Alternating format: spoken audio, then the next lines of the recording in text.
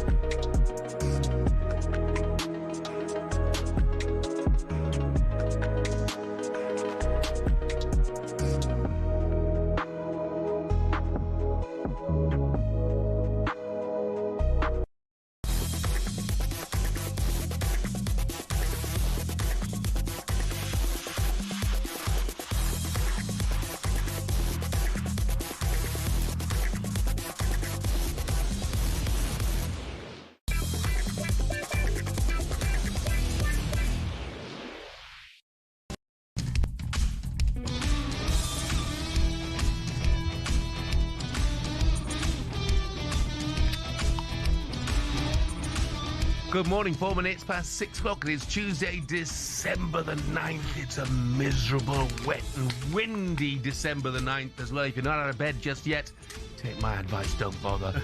I'm Jeff Stelling. Gabby Agbonlahor is with me. Morning, Gabs. Good morning, Jeff. How are we, mate? Yeah, I'm good. I should update people straight away, actually, with the news of Coisty yesterday. Coisty is a racehorse who ran in the 12:55 at Fontwell Park.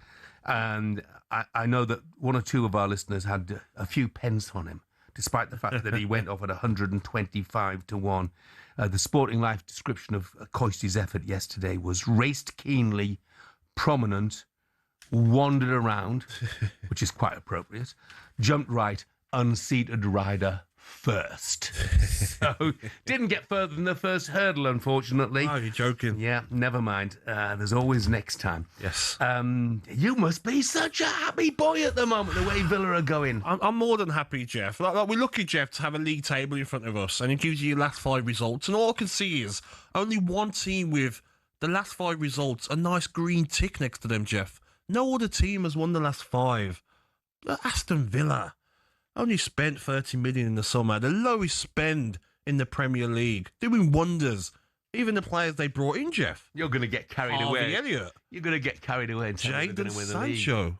Well, guess on. Not really involved. Yeah. So it's all the players from last season really getting to a high level. Listen, the table shows we're in a title race. Will we win the title? I don't think we will, because Europa League is going to take its toll on this squad. No money to spend in January. Won't be able to get loans like last season without the funds. But whilst we're up there, Jeff, why not believe? The other thing, I think you're dead right, Gabby. You know, I don't think they've got the squad. No. Well, they haven't got the squad to win the league. You know, if you look at the bench, it was weak. There aren't many missing through injury at the moment. I think just Ross Barkley and Tyrone Mings principally. But you're sitting there in third place on 30 points, which means that you are 5 points clear of Chelsea and Manchester United in 5th and 6th, respectively. The Champions League, that would be a massive achievement, especially after the start you made this season. And imagine setting your heights, Jeff, of like, oh, we're up there now, let's have a title race. But you know what? Worst case scenario, it could be a top 5 again. Yeah. Not top 4, because I could imagine English clubs are going to do well in Europe, get the extra place. Aston Villa getting back into the Champions League allows the funds to come back, strengthen the squad, and go again. So it's been magnificent from the players. The energy they showed in the game, Jeff. They weren't scared of Arsenal. They went toe-to-toe with them and showed what they're about. What I love, Gabby, is a lot of sides, 1-1 against Arsenal, flying at the top of the table with a few minutes to go, 87 minutes. Unai Emery takes off Matty Cash and puts on Emi Buendia. An attacking move with a few minutes to go. And there are not many managers who would have done that, I don't think. Not at all. You would have said, oh, we'll take the draw. That's great against the best team in Europe at the moment. Let's sit back. But what I love about that midfield as well, Jeff, of Kamara, Onana, Tielemans, these are 3 top midfielders who, for me, went toe-to-toe with Arsenal and come out just on top. Yeah, I mean, I absolutely love Tielemans. And now that he's back fully fit, back in the side, he's absolutely For a striker like me, Jeff, as well. Yeah. A player like him always wants to play forward. Doesn't want to play the easy pass. He'll go for it. Outstanding player. And I think that's your weakest area, by the way, at the moment as well. Is that up front, Ollie Watkins makes good runs, but he's still not quite himself in terms of finishing. 100%. And I think that's... Couple chances, didn't he, in the first half? And also, Jeff, don't forget, Asensio left. Rashford left. We lost Jacob Ramsey, who was a very good ball carrier. We're missing a top winger as well, because McGinn's playing out there, out of position a lot.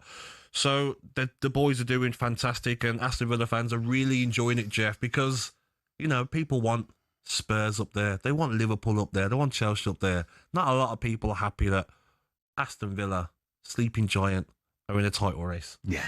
Well, you're happy, mate. And that's all that matters. That's all that counts.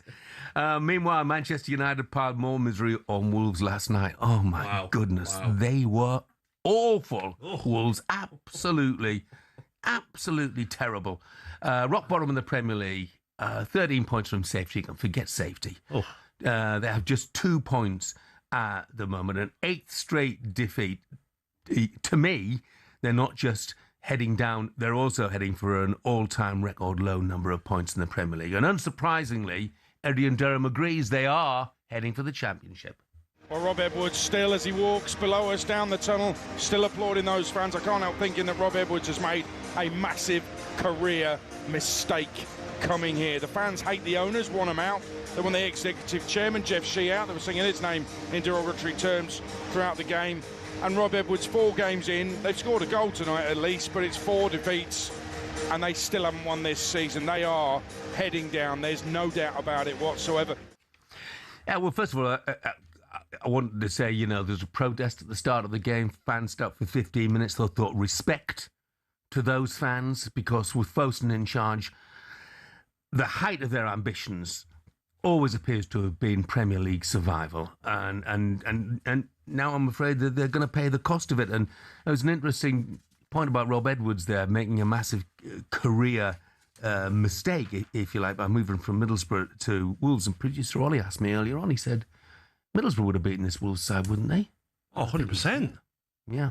Jeff, this Wolves side now finished bottom half of the Championship, and that's not a crazy statement. They really would. They're so poor. The recruitment has been horrendous. I'm looking at Wolves yesterday. I'm like, he replaced Cunha, and look at who replaced him with players that don't want to get on the ball. number 10s that don't want to receive it, and players were hiding for the first goal, Jeff. Yeah. Andre had the ball, looking for someone. No one wants it, loses it. They go and score. Like, Wolves, for me now, looking at them, Jeff, they will beat Derby's record. Yeah. Less than 11 points. It's impossible to see where they win a game at the moment, isn't it? Got Arsenal away next. I was going to look at their next 5 fixtures, Jeff, like we like to do. And last night in the hotel, you know what I said? What's the point? Just some teams, look at the games and you're like, okay, Leeds, okay, maybe that's the game you can get a result, or Burnley, look at who Burnley are playing, and West Ham. And I thought, Wolves, what's the point looking at their upcoming fixtures? It doesn't matter. They've got 2 points. Yeah. Do you think Rob Edwards underestimated the problems there before he moved in? First of all, I feel that no matter what the problems were there, Jeff, he's never going to turn down going to his old club, getting to stay at home more often, closer to his family. That would have been his main reason for leaving. Yes, more money, of course, but Middlesbrough would have paid him well. That would have been his main reason of leaving. I know Rob Edwards, I know friends of his. And going forward now, you asked for it. Now you've got to try and get the best out of this squad of players. You've got to start looking maybe in January to next season. Can you try and shift some of these players? But good luck at the end of the season. Yeah. These players on very good money, bit of dead wood. I mean, you need a full-on car boot sale to get some of these players, Jeff. He's going to be stuck with a lot of them next season that don't want to leave because of contracts. It's going to be one hell of a job, and every chance Middlesbrough come up. Yeah, and people will think that Wolves might bounce back next season. Well, I'll tell you, just take a look at the Championship table right now. Just take a look at where Leicester City are. Just take a look at where Southampton are. That team doesn't get promoted in the Championship, Jeff. That squad of players right there, does not get promoted in the Championship. Manchester United, I mean, they were not great by any manner or means, particularly in the first half. But I've got a text in here which I would agree with. Mason Mount, excellent for United last night. I thought he was the standout there on the pitch by quite a distance, actually. A texter goes into anonymous, said, I think he'll be England's number 10 for the World Cup next year. Well, I don't agree with that, but it's a question of whether he can force himself. Why not? Even at this late stage, if he can get a run Jeff, if he can get a run of games and perform like he did last night, Thomas Tuchel will be aware of Mason Mount. He'll know what he can do, what he done at Chelsea. I thought last night his passing was spot on. Crisp passing, his finish from Fernandes, his great ball in behind. He just needs run of games now, Jeff. Can you keep playing? Can you keep playing and staying in the side? Why not? Yeah, it is great. For the neutral, it's great to see him fit in the side, playing well as well. And they need him, Jeff. Yeah, they certainly need him. I mean, there was one or two surprising choices there. I thought, again, Aiden Heaven starting the game. I didn't really get that. Yeah. He did okay.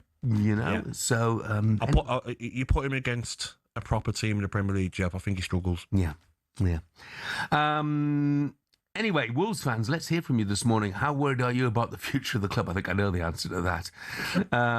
Is the mess you're in all down to the owners? I think I know the answer to that as well, actually. 03717 2233 44. Coming up, we'll turn our attention to the back pages as Arnie Slot addressed the Mo Salah comments yesterday ahead of Liverpool's next game. It's live on talkSPORT tonight, away at Inter Milan. That's next.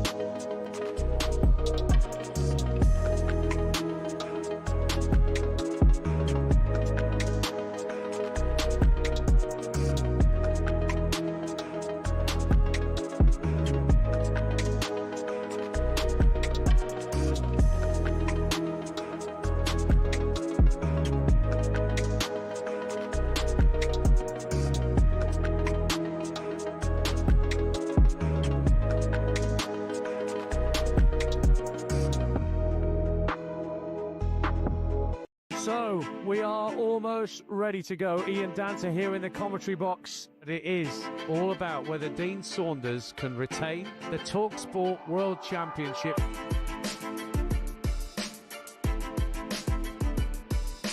To win the leg. She's got it! Gets it! Double nine! He refuses the handshake.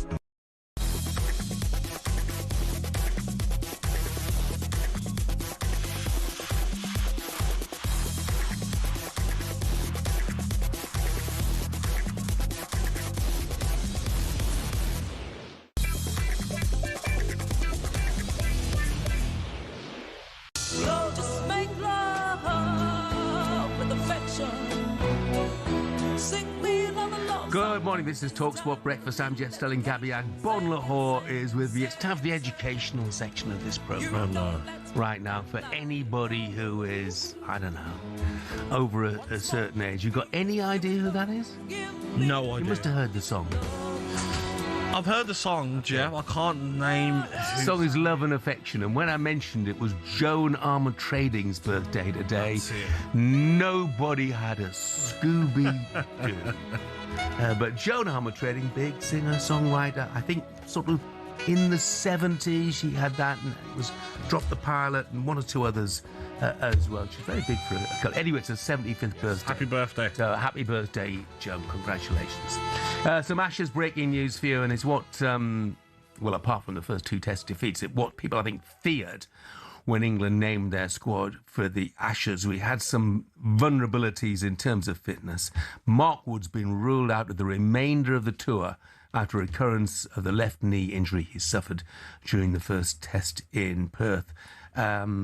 Surrey bowler Matthew Fisher, who's got just one cap to his name, will replace him. On the Australian side of things, the bad news is that Pat Cummins will return for the third test against England, though Josh Aylesworth is still out. I think Nathan Lyon is likely to be a starter as well for Australia there, so potentially a lot more doom and gloom on the horizon for Brendan McCullum and Ben Stokes' side. OK, let's take a look at today's back pages with Tesco Mobile for Business. Backpage review on talkSPORT with Tesco Mobile for Business. Got a side hustle? Get business phone bills for up to 40% less than the big mobile networks. For terms and verification, visit tescomobile.com/business. And Katie Shanahan's back with us. Hi, Katie. Good morning, Katie. Good morning, Good Gabby. morning, Katie. Hello. I know why you're gleaming and very happy at me. Don't make I've heard your dulcet accusations. tones over the weekend. What? It's a great song, isn't it? You know what? It was nearly as bad as when Anne Hathaway sang North London Forever. Yeah. I'm going to continue to learn how to sing it because it's one of my favourite songs. Yeah, now. maybe stick to the day job. Okay, let's take a look over the back pages, shall we? Yes. Mostly, Jeff, dominated by Mo Salah and Arne Slot after his explosive interview with headlines like a maybe. The end for Salah on the back page of the Daily Express. In the Sun, they sphinx it's all over. No clue if Mo will wear red again. I'm not weak, as some of the quotes from Arne Slot as well, and also this on the back of the Star saying grounded. Rebel Mo not on the plane to Italy after his outburst as they face Inter Milan tonight. United pile on misery for Wolves. That's the headline in the Daily Express after United's 4-1 win at Molineux.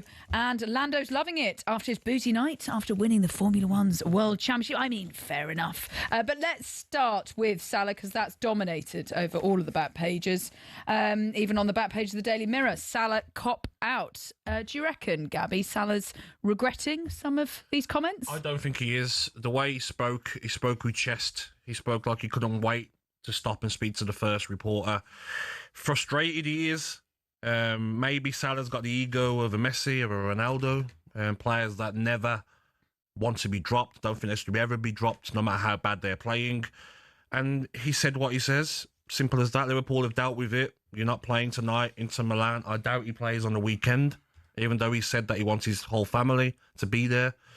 I think he has to go. I think he's been poor this season, and Liverpool now will look at it and say, can we get money for him in January? Mo Salah is not the Mo Salah of old. So you think that's it? He's not going to play for Liverpool ever again? Yeah, because I think he's upset his teammates as well. I've seen Alisson's quotes as well. He doesn't seem to be happy, and the manager has to saw be his training respected. shots yesterday, Gabby. I don't think he did up. You know, he's with Dominic Szoboszlai, and they're laughing and joking. And I don't think the players really care that much. You know, I think it depends what players. I know him and Szoboszlai are very tight, but I can imagine the leaders, the ones that have been there through with him, Alisson, Van Dijk, Robertson. I think those sort of players are a bit like, come on, Mo. You know, we're in trouble here. And you've let us down. It's not about you. You've been poor this season. He's been poor, Katie. I've been watching games. so have they, by the way. Yeah. Of course, Jeff. Yeah, he's not the only problem. I've been watching games, though, and I've been like, Salah, whoa, he's off it. His legs have gone. And Slot keeps playing him until Slot probably thought, whoa, I could lose my job here. Okay, no favourites. Don't care if you Mo Salah. West Ham away. Szoboszlai off the right. More defensive. Get a result. Keep playing that formation. It's not about keeping Mo Salah happy. It's about keeping my job and trying to get results for Liverpool. Yeah, if it's about trying to get results for Liverpool, and look, I mean, it was inevitable that he wouldn't be involved this evening. And Liverpool, by the way, so they don't see this as a disciplinary action. It's just a break for both parties, you know, and the current situation is temporary. If it's all about Liverpool, they needed him tonight. Because they haven't got Gakpo, they haven't got Endo, they haven't got Chiesa. They're travelling with 19 players for a game which, you know, in Champions League terms, and I bang on about the Champions League, I mean, no jeopardy. Well, there is some jeopardy for Liverpool now because they need really to get something from Inter. Well. It is a tough game. Inter had a great season so far. I think they've won 14 out of 17. They've only lost big games against Napoli and against AC Milan, and in the Champions League they lost against Atletico Madrid. But apart from that, they've won the lot. You know, and I think Liverpool are in a sort of very precarious place in Champions League terms. Yes. So they did need him tonight in many respects, but... Just last one on Salah. If your teammate did this, what would you be thinking? Listen, I hear what Jeff's saying, that sometimes in a changing room, you know, players do what you do. But I just feel if I was a leader in a football club and I've been there with you, I've won the Champions League with you, the Premier League with you, I'll be upset. I'll be like, come on. You know, it's a big game on Tuesday night. You're probably going to start because of injuries. You go and score, and then maybe you say, listen, that's why I should be starting. I'm Mo Salah. I've still got it. Do you talking on the pitch? You're going away with AFCON. Like, I mean, see what happens. For players might not be performing. You're back and they need you. But I just understand why Slot's done it. Because if he doesn't, then you're going to be questioned by other players in the future, maybe, of your power as a manager. He had no choice for me. Back page of the Mirror is the headline: United are so formidable after they beat Wolves 4-1. Have United turned a corner? It's too early to say, isn't it? I mean, look, they're sixth in the table. They'd have snapped your hand off at the start of the season. But you can't judge anything by beating Wolves. Jeff, the talkSPORT football team will probably give Wolves a game. So I can't say you're formidable. With the Moose in it, they'd still have given them Alan Brazil in the number 10 position. Yeah. Listen, they look good last night because you're playing against a team that's not getting anywhere near you. The time Fernandes had, the runs Mount was making, and Mbeumo, Cunha are having fun. You know, it could have been 6 or 7. So let's judge them on the last 2 results where they've not been great, and let's look at them in the next few games. There's a lovely text here, by the way. It said, agree with Jeff that Mason Mount was man of the match last night, but apparently Martin Keown went for Bukayo Saka. Very good.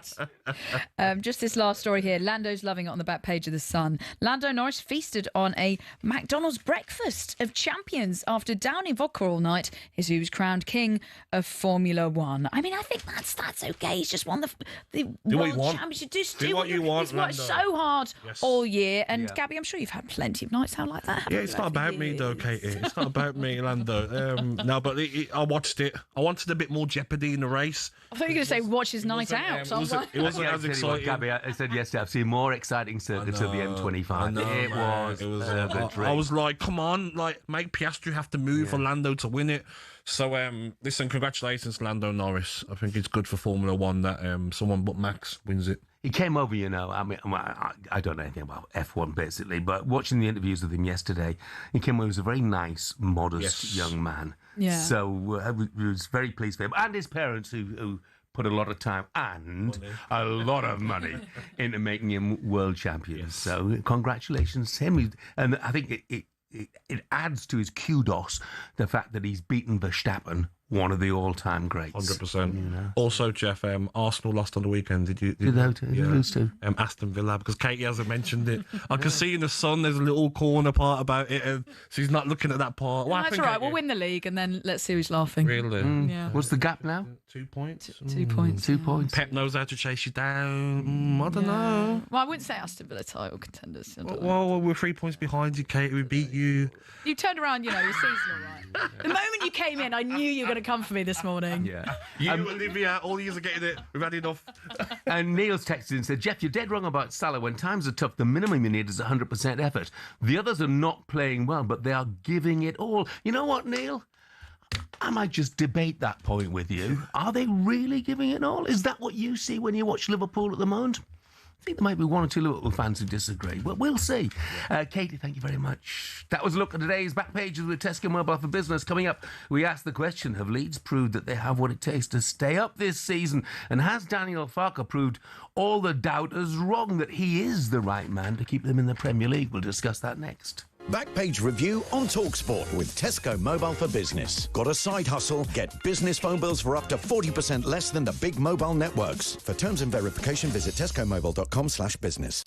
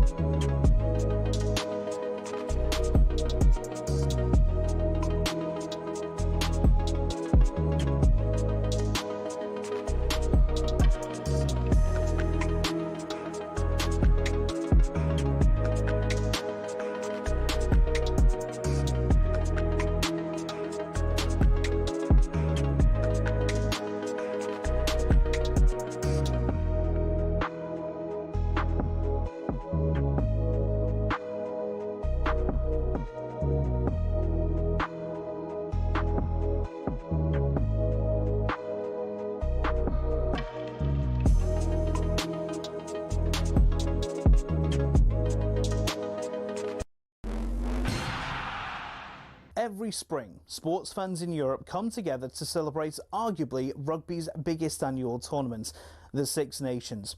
But why is it the home nations, plus France and Italy, and no one else? It all started back in 1871 when Scotland beat England in the very first international rugby match. A few years later, when they could field a team, Wales decided they'd host England and an idea was thought up. With Ireland keen, they formed the Home International Championship, which ran from 1883. In 1910, France was allowed to join, as they were developing into a serious rugby nation, and thus the Five Nations was born. France had an interesting history with the championship. They were actually booted out for paying their players in 1931, when the home nations were keen to keep it amateur. After World War II, though, France were let back in, but it remained a closed shop for more than 50 years. And when another country was let in, it was only really because the Five Nations hand had been forced. Italy was developing into a serious contender, beating Scotland, France and Ireland twice in the same year, meaning in 1999 officials got together and said yes to Italy, and it became the Six Nations. So what changes, if any, come next? 7 nations? 8? A promotion and relegation system? Or should we leave it alone and let it remain the great rugby tradition it's become?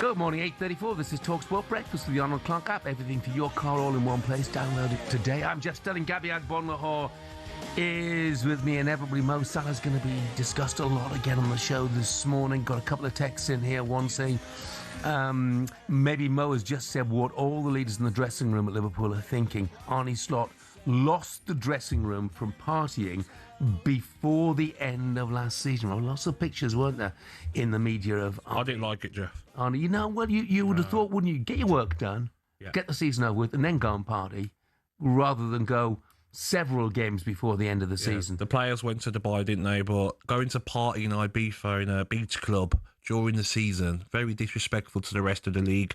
Go for a nice meal, Jeff, with your team and celebrate, and at the end of the season, do what you want. Yeah. Yeah, I agree, mate. And Joe has texted, he says, sorry, Neil, but Van Dijk and Canardi are also not giving it all. Now, time to concentrate on the bottom of the Premier League table. Many people were fearing for Leeds United, but what a week Daniel Farke's side have had. But now it's won back by Okafor inside the area, and Calvert-Lewin will score! A defensive nightmare for Chelsea. It is Leeds United 3, Chelsea 1. It's incredible. It's Leeds 3, Liverpool 3. 5 minutes into stoppage time. Al Tanaka off the bench has slammed in at the far post from a corner, and Aaron Road has gone berserk. Mentality, fitness level, yes, of course, but more I would say the mentality and the spirit of these lads, and this togetherness and this fight that they have in their hearts is really outstanding and second to none, and they should be really proud.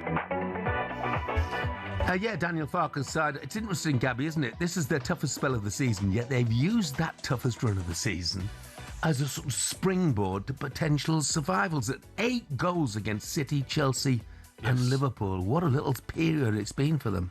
I just think for me, Jeff, we spoke about it after the Villa game. The first half, they were outstanding against Aston Villa. Physical, made it a horrible first half like they should do at Ellen Road. Second half, 2 goals they conceded, didn't really get to those levels. And the question was, can they do it for 90 minutes? Can they make it a fortress for 90 minutes? Game afterwards, Manchester City, no one saw that. No one in the world would have thought they would have got back to 2-2. Unfortunately, lose 3-2. Then Chelsea 3-1, Liverpool 3-3. That's what I said before the Chelsea game. You have to make Ellen Road a fortress. Don't respect any team that comes there, Jeff. Arsenal come there, Liverpool, Manchester United, Villa, whatever. Don't respect them too much. Make it a horrible place where teams don't want to go, because that could be the reason why you stay in the Premier League. Keep getting those points at home. Yeah, and I've asked many, many times, where are the goals coming from? And the answer is everywhere at the moment. Yes. Tanaka and Stack, but Calvert-Lewin. Yeah. 3 in his last 3. Yes. Has he surprised you? Listen, you look at the goals and you say, listen, were they all outstanding goals? No, but is he being a menace? Is he working hard? Is he chasing lost causes to get some of his goals? Yes, he is. That's what he's got to keep doing. Yeah. Because sometimes, Jeff, you're not going to score the perfect goal, the goal that everyone's going to look and say, oh, that was a worldie, that was. Doesn't matter. Because when you look at the end of the season, how many goals did Calvert-Lewin score? Was Calvert-Lewin's goals the reason why Leeds stayed in the Premier League? And as a striker, your confidence. I bet Calvert-Lewin would have missed that penalty 3 games ago. But because he's confident, he scored 2 in 2. He's like, I'm taking the penalty, goal. Yeah. Great. I mean, he's certainly silencing the doubters. My other question about Leeds, and one that still applies, I think, is that if they're going to survive, and for what it's worth, I think they will, they need to stop giving away careless goals. We saw it from Joe Rodon, for instance, at the weekend. It's 12 games since they kept their last clean sheet. Now they need to start keeping some clean sheets. But Jeff, that's not just Leeds. It's defenders in general. Look at Tosin against Leeds. When he's so casual on the ball and then gets tackled, Calvert-Lewin knocks it in. We have to get these defenders something into their heads. Stop being so casual. I know it's the look. Everyone wants to look casual on the ball and lay back pass into Ampadu and then he gets cut out. Ekatike threw it on goal. I think it's a problem we've got with all defenders in the Premier League. Everyone wants to be that casual. But you're right. Leeds, clean sheets. Because you shouldn't have to score 4 goals to win a game at home. So Mitch has texted and he said, what's happened to Dan, the Leeds fan, who's always spouting off on here about wanting Farke out? Gone a bit quiet, Dan. Are you sure? He said, we were in full voice this week with the rest of us proper Leeds fans who get behind the team and the manager. Is the pressure off, at least for the time being? But, Jeff, I remember speaking on here, myself and you, and we said, listen, the pressure's not on when you've not been cut adrift. I remember you saying if you're 6, 7, 8 points cut adrift of the bottom 3 of the 16th place, fair enough, then the pressure's on. But Leeds have never been that. What's big for Leeds now is you've worked so hard against the top teams. Now, next, Brentford away. You win, you drag Brentford into it. Crystal Palace at home. That's a game that you have to go and get something from. And then Sunderland away. You bring Sunderland back into it if you get a win. So they have to look at these 3 next games and say, can we get 7 points from those games? Every Sunderland fan that I know is up in arms that you even mentioned them in terms of relegation. But look, Brentford away, big game for Leeds. And Leeds away form is another thing that still needs addressing. I mean, they've lost 6 of their 7 away games. But there were hints, definite hints, weren't there, in the game at Manchester City that could change. That's the worry for me, though, Jeff. When I was watching these results from Leeds, I'm looking at West Ham losing 2 points in the last minute of the game. They could never have needed a result as much as they did on the weekend, the 3 points. To miss out on that and get 1 point, West Ham have got to be looking and saying, ooh, Nottingham Forest as well. You know, yes, they've got a great squad. Like you said earlier, if they continue in Europe, how does that affect Nottingham Forest throughout the season? So what Leeds are doing, it's making other teams think, okay, we need to get results here. Fulham, 2 points above Leeds. Brentford, 4 points. Bournemouth, 5 points. There's still a lot of football to be played. There is. And if it comes down to the crunch, one of the reasons that I think Leeds will stay up, so I looked at their last 8 games. Now, look, it's light years away from those last 8 games right now. But on paper, at least, within those last 8 games, you know, you mentioned the home form. Yep. So within the last 8 games, they have Brentford at home, Wolves at home, Burnley at home, and then West Ham away on the last game of the season. And for me, if the chips are down, then I see Leeds coming through those last 8 games. 100% points to stay up. 100%. Because when you come to those last 8 games, Jeff, where are West Ham? I think West Ham will still be in it. Who's the pressure on more? West Ham than it is Leeds United. And Leeds United has showed they can make it a fortress now in the Premier League, Ellen Road. Can West Ham do that at home? I really don't think so. The way that ground is, the fans are not on side with the players. I do worry for West Ham. I really do. Paqueta needs to start turning up and stop being stupid. Somerville will be big for them. They were unlucky, I thought, not to win at Brighton. I thought they were the better team. And Verbruggen was the standout player for Brighton. 100%, but you have to get over the line in those games because you could play Brighton again and Brighton a totally different side. They weren't at it. Brighton, for me, they were poor. They weren't. West Ham, and I know they're trying to manage his minutes. Wilson they're a different side when Callum Wilson's in it. When he wasn't starting, yes. But it was good, Jeff, to see Somerville back because they really miss a top winger who can get out players. I thought he was fantastic against Brighton. Can he keep fit? Can he keep in the side? Bowen, he's picked up as well. He started to show why he's captain of West Ham. Thought he took his goal great. He was a menace to that Brighton backline, especially Dunk. But can they just get over the line? I mean, you can't be conceding that goal. They've got so many bodies in the box. Someone get to the player and stop him shooting so close to the goal. So it's going to be interesting, Jeff. There's a lot to play at this bottom of the table, and a lot of teams need to start getting results to pull away from the relegation zone. Yeah, and you're absolutely right. I mean, one of the issues is playing at the London Stadium, isn't it? Yes. Unlike, you compare that with playing at Elland Road. Exactly. I mean, it is night and day, isn't it? So we think the Wolves are gone. Yeah, just about. Oh, yeah. they've got to be. Oh, right, you're taking them. Yes. Yeah.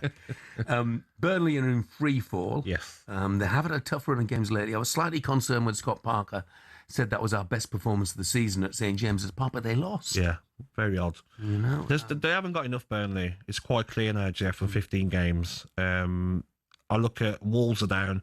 I feel like Burnley haven't got enough. I don't think they're going to get the results they need.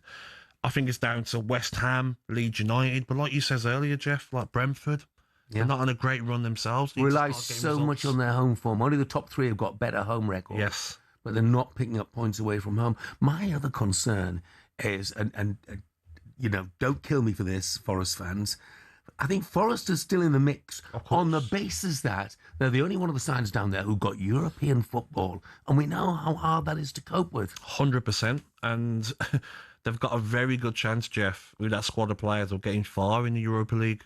They've got a very good chance with Sean Dyche and that group of players. I just think it's all to play for. I think West Ham will improve. And what teams are going to spend in January, Jeff? What teams are going to say, okay, can we try and get 2 or 3 in to help us? West Ham need help. Can Leeds United look at that transfer window? Will Brentford, will Forest try and maybe get a few out and then get a few in? But I think we're going to come down to the last 3 or 4 games, and that last place to go down is still going to be up for grabs for me. Yeah. Guy in Worcester, who's a Leeds fan, says Daniel Farke has given a tactical masterclass this past week. Fair play to him for being not being stubborn and sticking to one philosophy. It's a long way to go. No one expected us to get 4 points out of this last week's fixtures. A great week for us Leeds fans. Do you know what I liked as well, Jeff? Was when Leeds got it back to 2-2, then Liverpool scored the third, when they had that lovely phase of play, Agbonlahor scored, and he was going crazy, Unai Emery style, at Tanaka, I think it was, who had come out of his position. And after the game, even though they got a point, he had him over and he was like, telling him, listen, you could tell what he was saying to him, like, stay in position, stay in position. So the players are with him, the players listening to him, their new tactics. So Daniel Farke has done fantastic, and the talks of him losing his job are long gone. So I'm going to put my neck on the line and say, for me, Leeds stay up. You're going to do the same? I am. I'm going to say West Ham go down. Wow. I am. Wolves, Burnley and West Ham for you then? Yes. Okay. What about you, Joe? Who's your third one? Don't try and sit on the fence here, Jeff. Upset a couple of fan bases. Who's your third team to go down? Sorry, Natalie. But I think that Brentford might just slip into trouble. So for me, Wolves, Burnley and Brentford. Though I'm right with you, I think West Ham will be in the mix all season. Yes. Right, still to come on Breakfast. Superstar Breakfast preview on talkSPORT with Travis Perkins. Download the new improved app to easily manage your accounts and quotes. Gabby has been messaging and tweeting every Arsenal fan on the planet since Emi Buendia's added time winner, including the content creator Joel Bayer. He's all right now. It's all a bit pally in here. You know, you're coming in, shaking each other's hands. Last time I spoke to Gabs, it was like, oh, that Joel Bayer, what's he? Ignore him. We had Joe Bella, or Bayer, whatever his name is, on the show the other week, giving it a big lick, saying it'll be done by April. Arsenal fans are unbearable. So Gabby's string of messages to producer Ollie from 2:20 on Saturday are as follows. Joel Bayer, Tuesday, get him on. Get him in. Dave him for me. I mean, save him for me. Joel joins us in the studio at 7:15. That was a look ahead, all thanks to Travis Perkins. Superstar Breakfast preview on talkSPORT with Travis Perkins. Get free next day track delivery. Head to travisperkins.co.uk or download the app.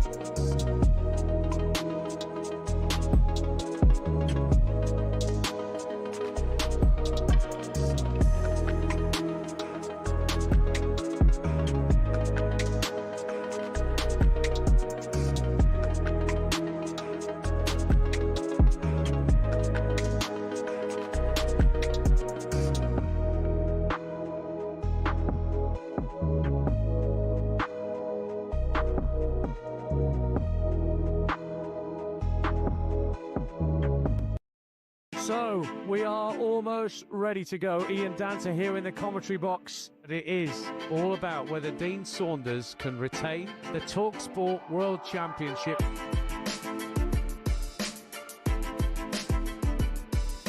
To win the leg. She's got it!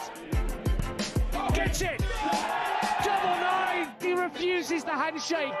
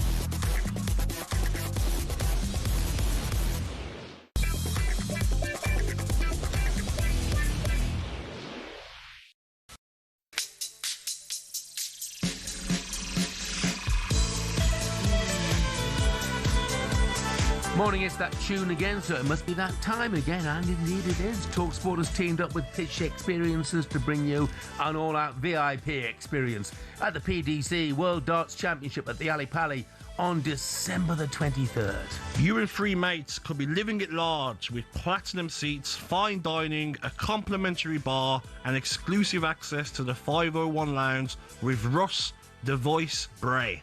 Then it's straight to your prime table for the best view in the house as the darts drama unfolds. So, get ready for an unforgettable Ali Pali Christmas. Here's how to enter. For your chance to win, text DARTS to 83338.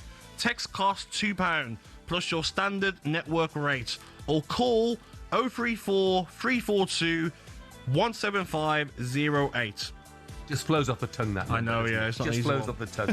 I'll tell you what, couple of days before Christmas, wow, what a prize. Lines close 4 p.m, 18th of December, and that's when you'll need to answer your phone if it rings 18 plus, and UK residents only. It's your chance to win.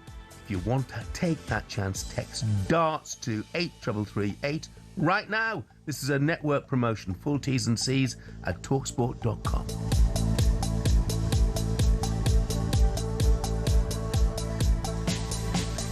And the very best of luck to you. I'm sure you're all aware by now. It's being reported this morning that England star Ivan Toney has been arrested after he allegedly headbutted a fan who grabbed him for a selfie in an upmarket London bar. talkSPORT will be across this story for you throughout the day. Katie Shanahan's back with us. Hello. Yes, I want to bring you the story that's in the Daily Telegraph. Headline is, what is going on with the invisible man, Raheem Stelling? An article by Matt Law in the Telegraph. It was his 31st birthday yesterday. England and Man City sent birthday messages on social media to him. Nothing from Chelsea by the time they boarded the plane to Atalanta, so they face them in the Champions League tonight. So he might be the invisible man at the moment, but 6 years ago he scored that 11-minute hat-trick, you may remember, for Man City. Now he's not even on Chelsea's club website. So, Gabby, what's happened? Well, we know what's happened. He's not in the manager's plans. He didn't leave in the summer transfer window last season. Didn't work for him at Arsenal. Didn't help his cause, finding the right club for him. Listen, there'll be a lot of people that say, I don't feel sorry for him. He's earning £300,000 a week. He's a multi-millionaire. He's living in a massive house. He's got everything that he wants. But from being there as forget the money, forget the riches. Being there from a player's point of view, I've been through it. Not as long as Sterling's been through it. I've seen other players go through it. When you're going to training and you're training on your own, or training with the kids, as you call it, the youth team maybe, it can affect your mental health a lot. And I'm sure he's going through it. And hopefully for him, I really hope he gets out of Chelsea in January. I don't care where it is. I don't care what league it's in. Go and play some football, Raheem, for your mental health. It's unlikely to be in the Premier League, isn't it? Oh, of course not. I don't think so, no. But wherever it is, Jeff, go abroad. Can you get to the MLS? Can you go to Asia, wherever? Just go and play some football, because you're long time retired. You don't want to look back and say, you know, this is the end of my career, how it's going now.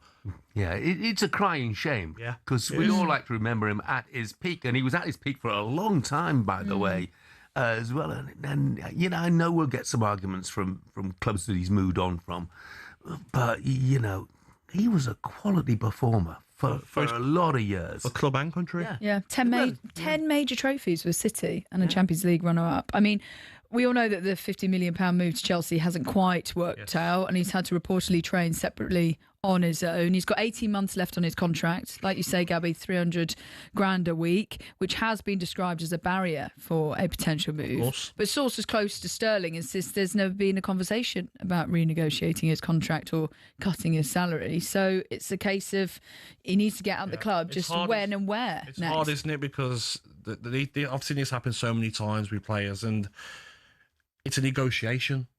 I've got 18 months left. Okay, then, are you going to give me 12 months' money? Chelsea might say, no, don't really want to give you that. We'll just leave you here to rot. So it's a negotiation with the agent of, like, what can I get the best of your wages given to you so you can move? But Raheem Sterling might say, I love living in London. My family are happy here. I'll stay for 18 months and I'll get every penny off you. I don't like how you're treating me. But the player's got the option to do that. But he's 31. I know, He's Jeff. in the twilight of his career. Surely if you're Raheem Sterling, rather than training on your own every day, knowing you're never going to kick a ball competitively, you bite the bullet, you take whatever pay drop they ask you to take, and you get out of the club to somewhere you can play. It's easier said than done, that, Jeff. When you're talking the figures we're talking millions. And I know he's a multi-millionaire, ridiculous money, but if you're in his position, you're going to say, okay, then, 18 months, £300,000 a week, say 10 to 15 million left on his contract. Oh, just give me 2 million, I'll go. I'll leave 10, 11 million on the table. No one's ever going to do that.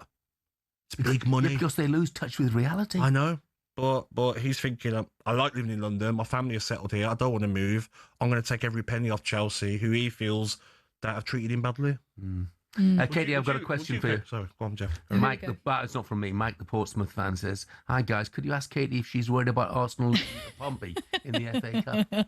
No, I love Pompey. I've gone there many times, Fratton Park, but I think Arsenal should be okay if we play a strong team.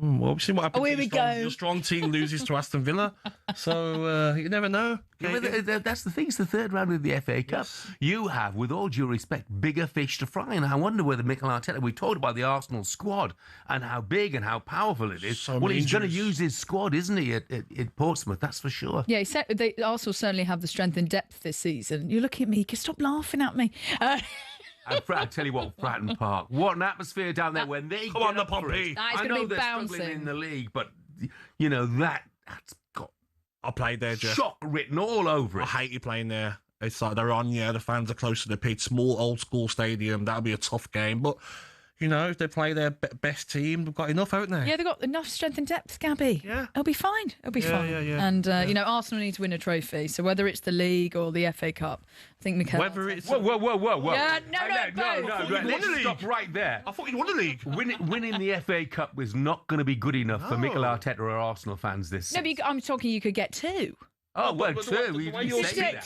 two. The way you're speaking is like you've gone from you Arsenal fans that the league's won to now, if we win the league or the FA Cup... No, I didn't the say FA Cup all. will I meant help. both, Gabby. Okay. Yeah. Would you like to win the FA Cup and the league? This would be great. We've got to concentrate on the league, Katie. Right, one last quick story. Alejandro Garnacho says leaving Manchester United was an easy decision, this story in the Times. Is that the type of move that's benefited both parties? I think it's benefited both parties. I don't think he's as good as he thinks he is. I think in Simon's words, he'd probably called him a little twerp because, he looks like he's got a bit of a chip on his shoulder. I think he's better than he actually is. And I think Manchester United will be a better team squad without him around the training ground, around the ground, to be honest. Yeah, I mean, look, time will tell what it. He hasn't really done it at Chelsea just yet, but then again, he's had limited opportunities, so we shall see. He's talent, no question about that. Does he have the temperament? We'll find out. Yeah. Katie, thank you very much. Thank you, Katie. Coming up, we turn our attention back to the Premier League last night and ask the question, could Mason Mount be playing himself back into the England squad? That's next.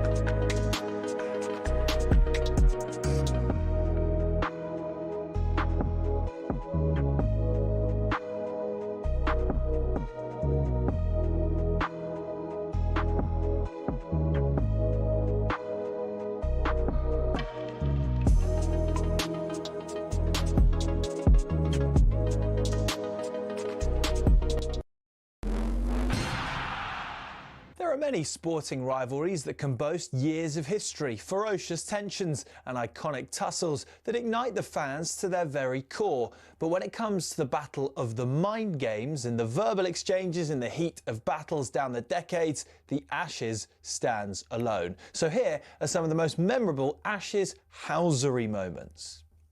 Few figures in Ashes history were despised by the opposition more than Douglas Jardine. He was the granite-jawed architect of the notorious 1932 Bodyline series, which sent shockwaves through the sport that still reverberate nearly a century later. One day, the hurricane met the tornado as Jardine met Yabba. As the name suggests, Yabba, real name Stephen Harold Gascoigne, was a heckler who became so famous that a statue was made of him. When Jardine was on the boundary swatting away some flies, Yabba yelled the immortal line, "Jardine, leave our flies alone. They're the only friends you've got here." Like Jardine before him, Stuart Broad is another figure who had a particular gift for riling the Aussie public, mainly due to his jaw-dropping survival at Trent Bridge in 2013, when he very visibly nicked off to slip and refused to walk. Broad is somewhat the modern housery king. He officially became a sorcerer in 2023 when his random bail swaps twice bought a wicket with the next ball at the Oval. 3 tests earlier, after that Carey Bairstow run-out, Broad made sure he was right in the thick of the pantomime. Wicketkeeper Ian Healy issued one of the great lines towards Nasser Hussain. When Steve Waugh told Ricky Ponting to field right under Hussain's nose, Healy remarked, "That could be anywhere within a 3-mile radius." Poor Nass. But perhaps the most poetic of sledges came from bowler of lightning bolts Dennis Lillee about the Yorkshireman of Yorkshiremen, Geoffrey Boycott, about whom Lillee wrote this: "He's the only fellow I've met who fell in love with himself at a young age and has remained faithful ever since." Priceless.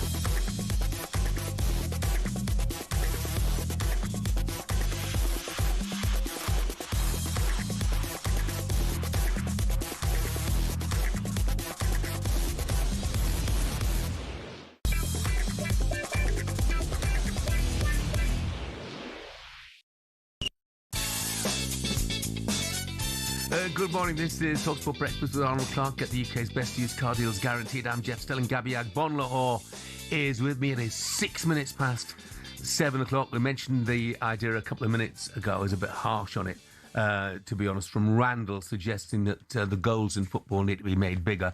David in Cardiff has just reminded, he said, "Hi, Jeff." He said, "Mike Parry had that idea about expanding the goal frame, just like his idea about wing mirrors on horses." Remember that? Brilliant, you know. Fantastic. Oh, the world's gone mad. Yeah, it has. Mark's texted a couple of times, actually, and he makes a good point. He said, if Leeds United or West Ham signed Sterling in January, he could have the same effect that Jesse Lingard had at West Ham. And it's an interesting point. I mean, you know, Sterling's got a point or two to prove, to say the least. And I mean, West Ham would be a sort of logical move to him. I think he could do a job. Yeah. I don't think it is the level of the top half of the Premier League. I don't think he will be. They wouldn't touch him. But it's just a shame to see it go out like this, Jeff. You know, the last part of his career, he should be playing football, enjoying himself. He's done it all in football. So hopefully they sort it out in January. Yeah, and I got a text here just saying, serious note this one, I just want to give a quick shout out to Charlie Quirk. He kicked off his 140k trek yesterday for his mum, Pauline Quirk. Amazing. You'll all remember Pauline Quirk, of course, but a feather, smashing actress. Yep. And Alzheimer's Research UK. Visited West Ham yesterday, and current and ex-players have wished him well.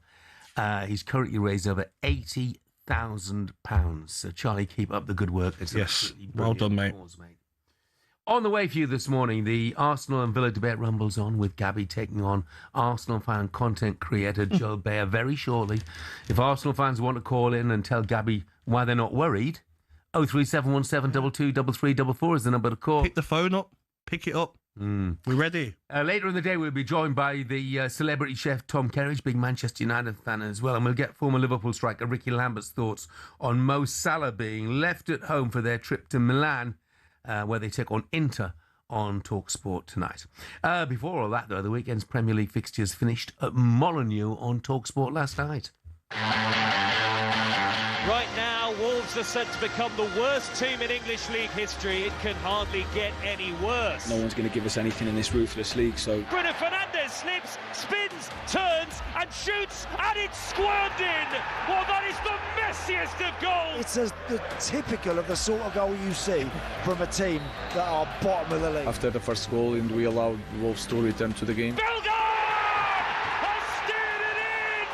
We know that Wolves is suffering in this difficult moment. We took advantage in every moment of that. Square to Burmo, 2-1 to Manchester United. Lovely ball, Mason Mount tucks it away very nicely. They don't have enough quality to somehow dig themselves out of trouble. Guerra, handball and penalty, addresses the ball right-footed and smashes it into the bottom corner. And Bruno Fernandes rubs salt into the Wolves' wound. 4-1 to Manchester United now. It's very difficult to get anything from the game, especially against Manchester United when you're giving them 3 goals. Boos all around Molineux, and this desperate season for Wolves just gets worse and worse with every passing game. And we will talk United in just a moment. But first of all, let's take a quick call on Wolves, shall we? George is a Wolves fan. He wants to have his say. Good morning, George. Good morning, George. Good morning, Jeff.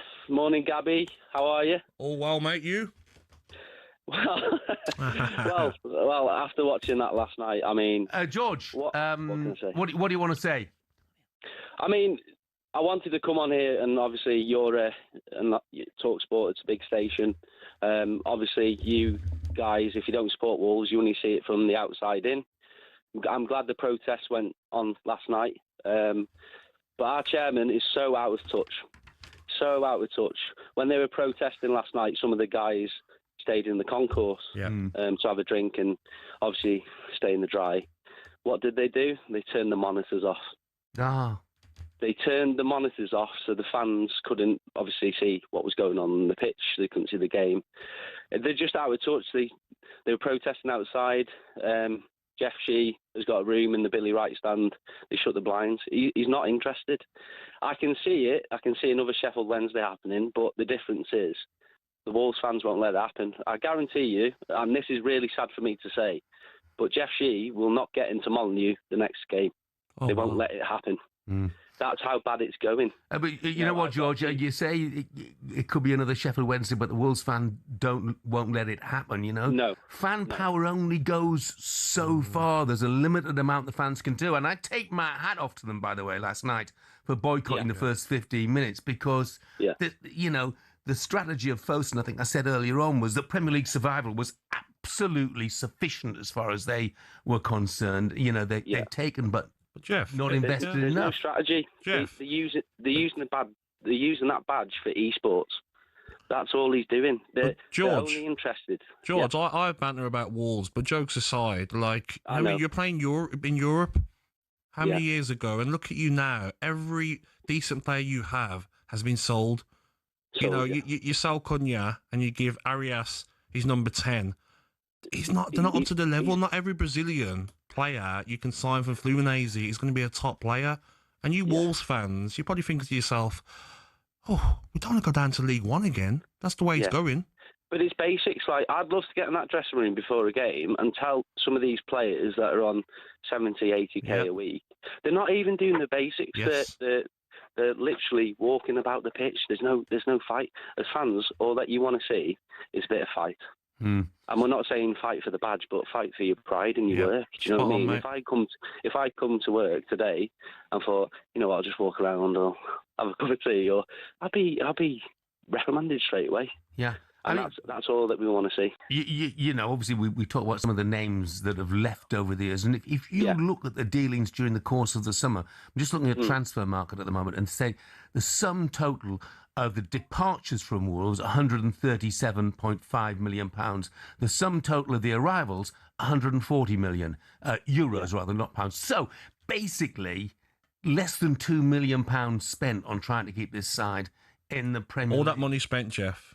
Poor recruitment. Oh, name a decent player out of all that money spent. Well, you look, obviously Strand Larson was already there, but he signed permanently. Then Tolo Akadari, Fer Lopez, Krejci, John Arias, who you mentioned before, and so on and so forth. I think good luck, George, for Rob Edwards in the summer, trying to get rid of some of these players on these big contracts. Good luck. Oh God, yeah. There's no one's going to want to touch him. And none of this is on Rob Edwards at all. Not at all. You can see it in his face. He did an interview with Sky Sports. He looks drained. He does. I thought exactly that, George. Players hiding. If you're working for a dictator like Jeff Shee, who is not interested in people, I'm more bothered about the people that work in the bars, the offices. Yeah. There's going to be single mums, working in the office. They're going to have no job. It goes deeper than football, and that's why us as fans, we just want to see what's going to happen, because you've only just seen the start of the protests. It's not going to get nasty or anything, but you'll understand in the next few weeks that he won't be able to go into that ground. They'll hound him out. And I know it's not the right thing to do, but who's going to stick up for our club if we don't? George, thank you very much indeed. Great call, mate. Thank you very much. Have a good day. Ben, who's a Sheffield Wednesday fan, responded to that straight away. So that Wolves fan, George is talking about, so the fans won't let what's happened to Sheffield Wednesday happen to them. He said it's absolute garbage. The fans have no effect on whether the chairman pays the bills or runs the club into the ground. Yes.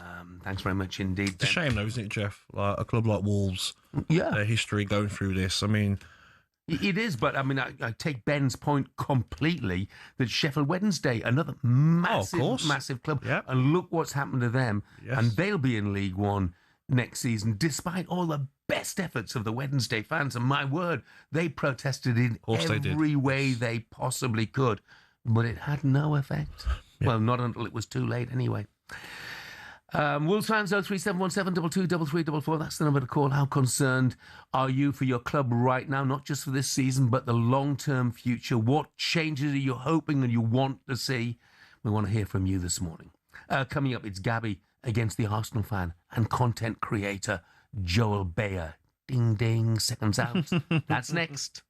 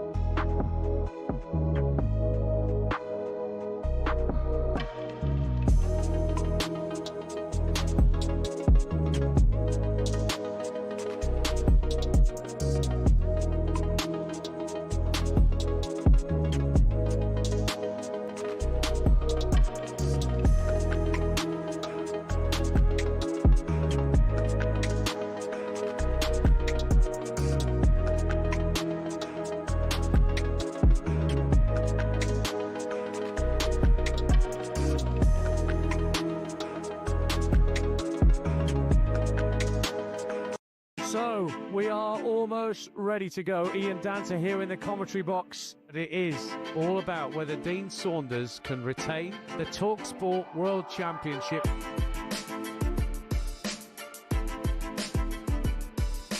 To win the leg.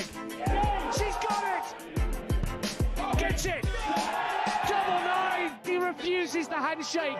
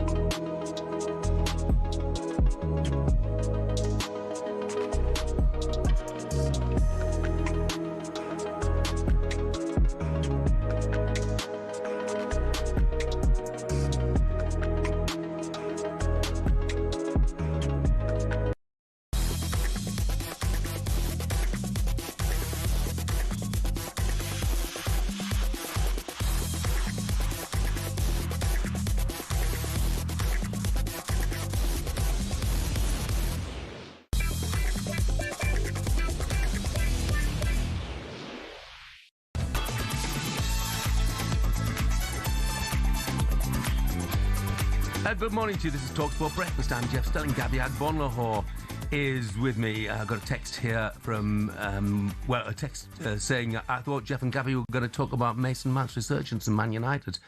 I bet they wouldn't shut up about them if they'd lost, would they? Well, actually, Paul, you know what? Your mister's talking about him. Paul is a circus worker, apparently. Yeah. Now, it's... You beat Wolves. Everyone beats Wolves. Calm down. Yeah. And we said Mason Mount was brilliant. He was man of the match by a million miles. But, Paul, if you don't listen, don't text. Now, it's about to get tasty in here following Saturday's late drama at Villa Park. Arsenal, I suspect, will now go on an absolute tear. How dare you come out and say we're not favourites for the Premier League? Because you ain't won it since 2004. I'm sitting here, Gabby, right? Confident. What camera am I looking at? We're going to have this wrapped up by the beginning of May.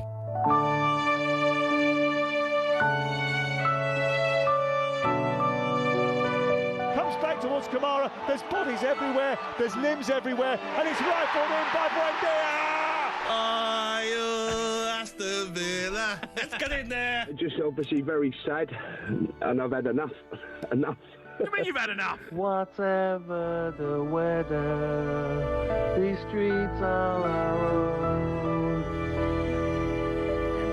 Well, one of the voices you heard in there was the Arsenal content creator Joel Bayer, who joins Gabby and I in the studio now. Morning, Joel. Good morning, Joel. It's Tuesday. You usually have me in on a Monday. Was it that good?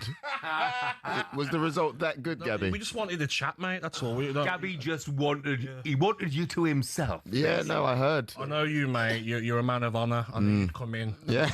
Just want to chat about the game. What was your thoughts, mate, on the game? Well, my thoughts were... What's up, mate? What was that?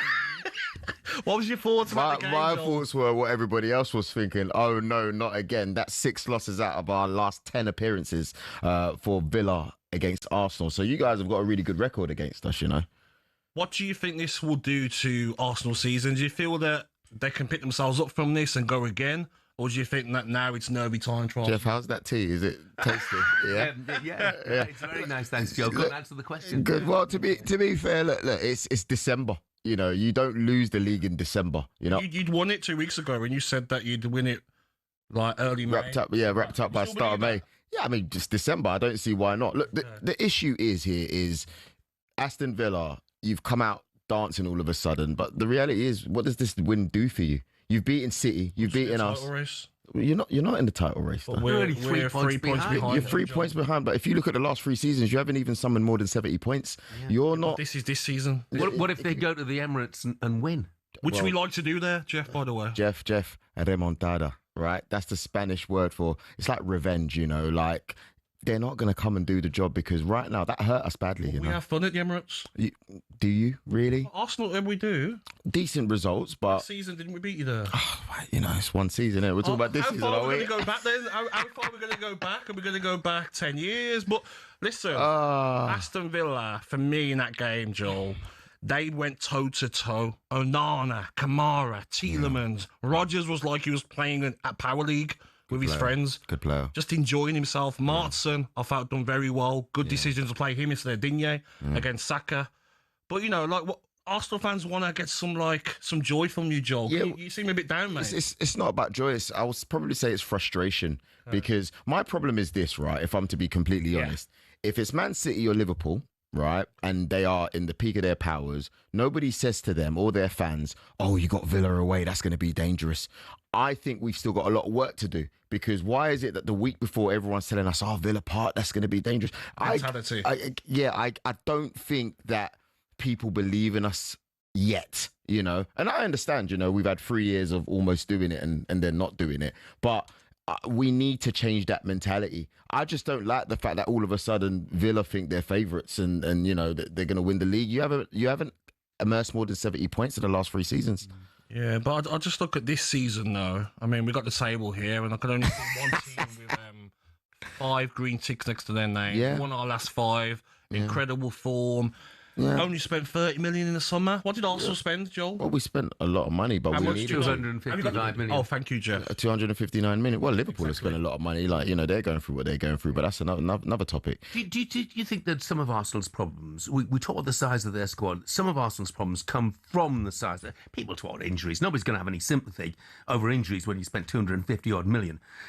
But for example, you've got people like Emery in. Now, nobody doubts he's a fantastic footballer. I love him to death. Yes. But finding the appropriate place for him to play in that team is a big problem. It is. I mean, it's a good problem if I'm Mikel Arteta. You got Odegaard, who is, you know, technically one of the best players in the Premier League, and you've got Eberechi Eze, who he's shown, you know, recently what he can do against Spurs, etc. Like, so it's a good problem to have. I just think that we have to sort it out. We have to sort it out. Right, I'm lost for words this morning. But do you think, Joel, that Aston Villa have made a statement now for the Premier League of like, have a go at them? They're not as good as you think they are. Have a go at Arsenal and look what can happen. Was it 16 shots Aston Villa had?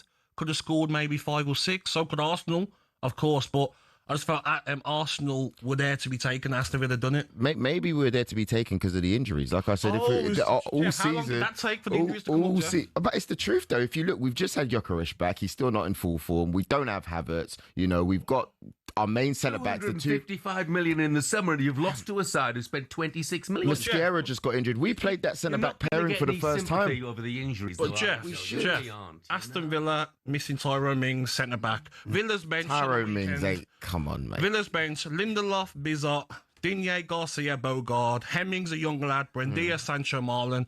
Arsenal's bench: Kepa, Luis Skelly, Ranieri, Gyökeres, Martinelli, Brazilian superstar, Matt Wakey. God knows what he cost. Trossard.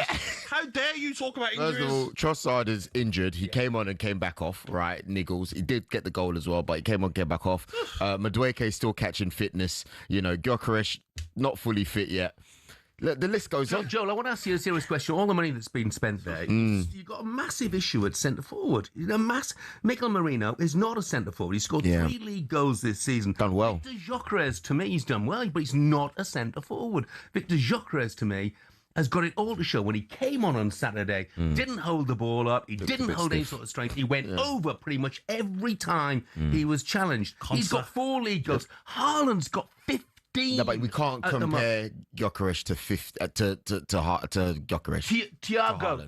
Thiago at Brentford's got 11. Let's compare him with him, shall we? Instead, but they lost to Brentford, though. Well, Danny Welbeck's got 7. Jean-Philippe Matella's got 7. You haven't got a goal-scoring centre-forward. But we don't need to, though, if you think about it, Jeff. No, think about it, because in our team... You don't need a goal-scoring centre-forward. Yeah, no, you don't, because we spread the goals in our team. If it's not the centre-forward that's scoring, it's Trossard. If it's not Trossard, it's Saka. If it's not Saka, you've got Eze. So we'll be all right. It'll all work out. You talk about the injuries, though. Your back 4 on the weekend. Calafiori, experienced player. Yeah. Right back, Ben White, top right back. Centre half, Timber, Dutch international. Play centre half many times, no problem. Not for Arsenal, though. Hincapié, 50 caps for Ecuador. Over 100 appearances at Bayer Leverkusen. Experienced centre half. So I can't have the injuries. You still got a top back 4 there. If you're looking at our back 4, though, Gabby, how many times did those centre backs pairing play together? Happens, mate. Yeah, but how many times? Arteta, he's got to get the dog into training more and get the music on and train more with different options. So, my opinion, if I was to ask you today, who's a better manager of Unai Emery and Mikel Arteta? Really? I would do. What would you say? I say it depends, innit? How you look at it. Because I really rate Unai Emery. You want him back? No. You want to swap? We don't want him, mate. We don't want Mikel. I reckon. You know what? I do blame some of the Arsenal fan base for getting him out too early. Ooh. People that me and you know, by the way. People on Twitter.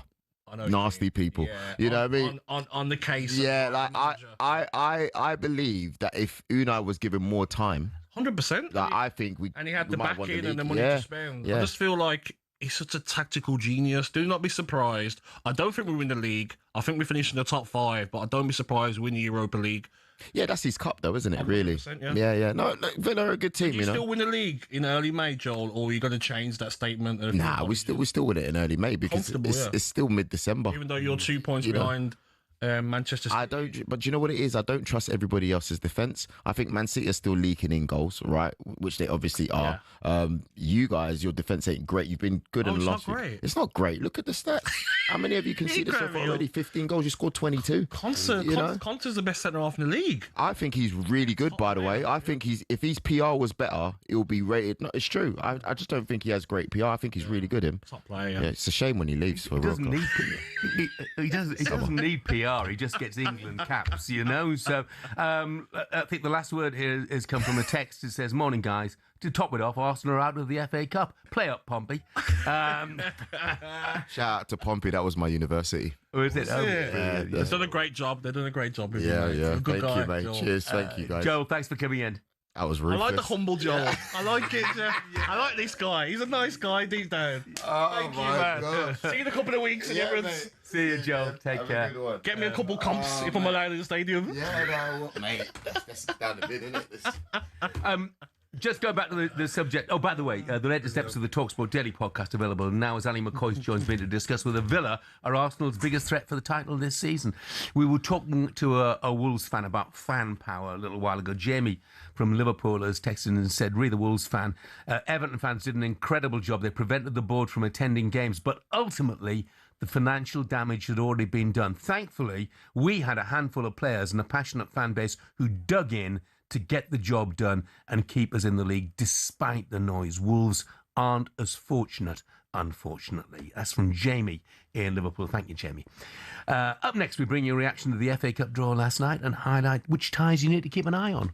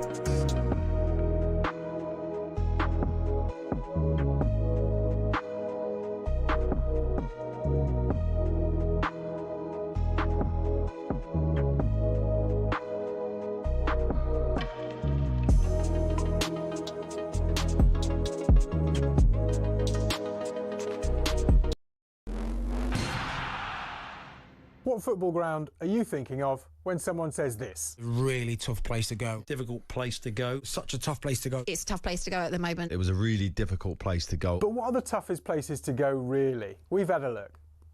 Forget a cold, wet Tuesday night in Stoke. Try a blizzard 220 miles inside the Arctic Circle. When Chelsea lost at Tromsø in Norway in the Cup Winners' Cup, a massive snowstorm hit at half-time. These two boys and their brooms were absolutely no match for it. We're staying in Scandinavia for Scotland's toughest away day on the side of a cliff in the Faroe Islands in Euro 2000 qualifying. The pitch at Toftir was like a cow field, never mind those gale force winds. The Faroe Islands part-timers equalised in stoppage time. Cue Scandi scenes. But away trips don't come tougher than playing Bolivia at altitude in La Paz. Or so we thought. The Bolivians have now taken home advantage to another level, literally 500 metres further up the Andes to the country's highest city, El Alto, 4,100 metres above sea level. Meanwhile, the loudest stadium in world football officially is the Ali Sami Yen, where Galatasaray fans set a world record of 131 decibels. That's louder than Motorhead. But our most intimidating away day is in Wales. Prison team HMP Prescoed was briefly kicked out the Gwent League over concerns about young opposition having to go in there. Now that's a tough place to go.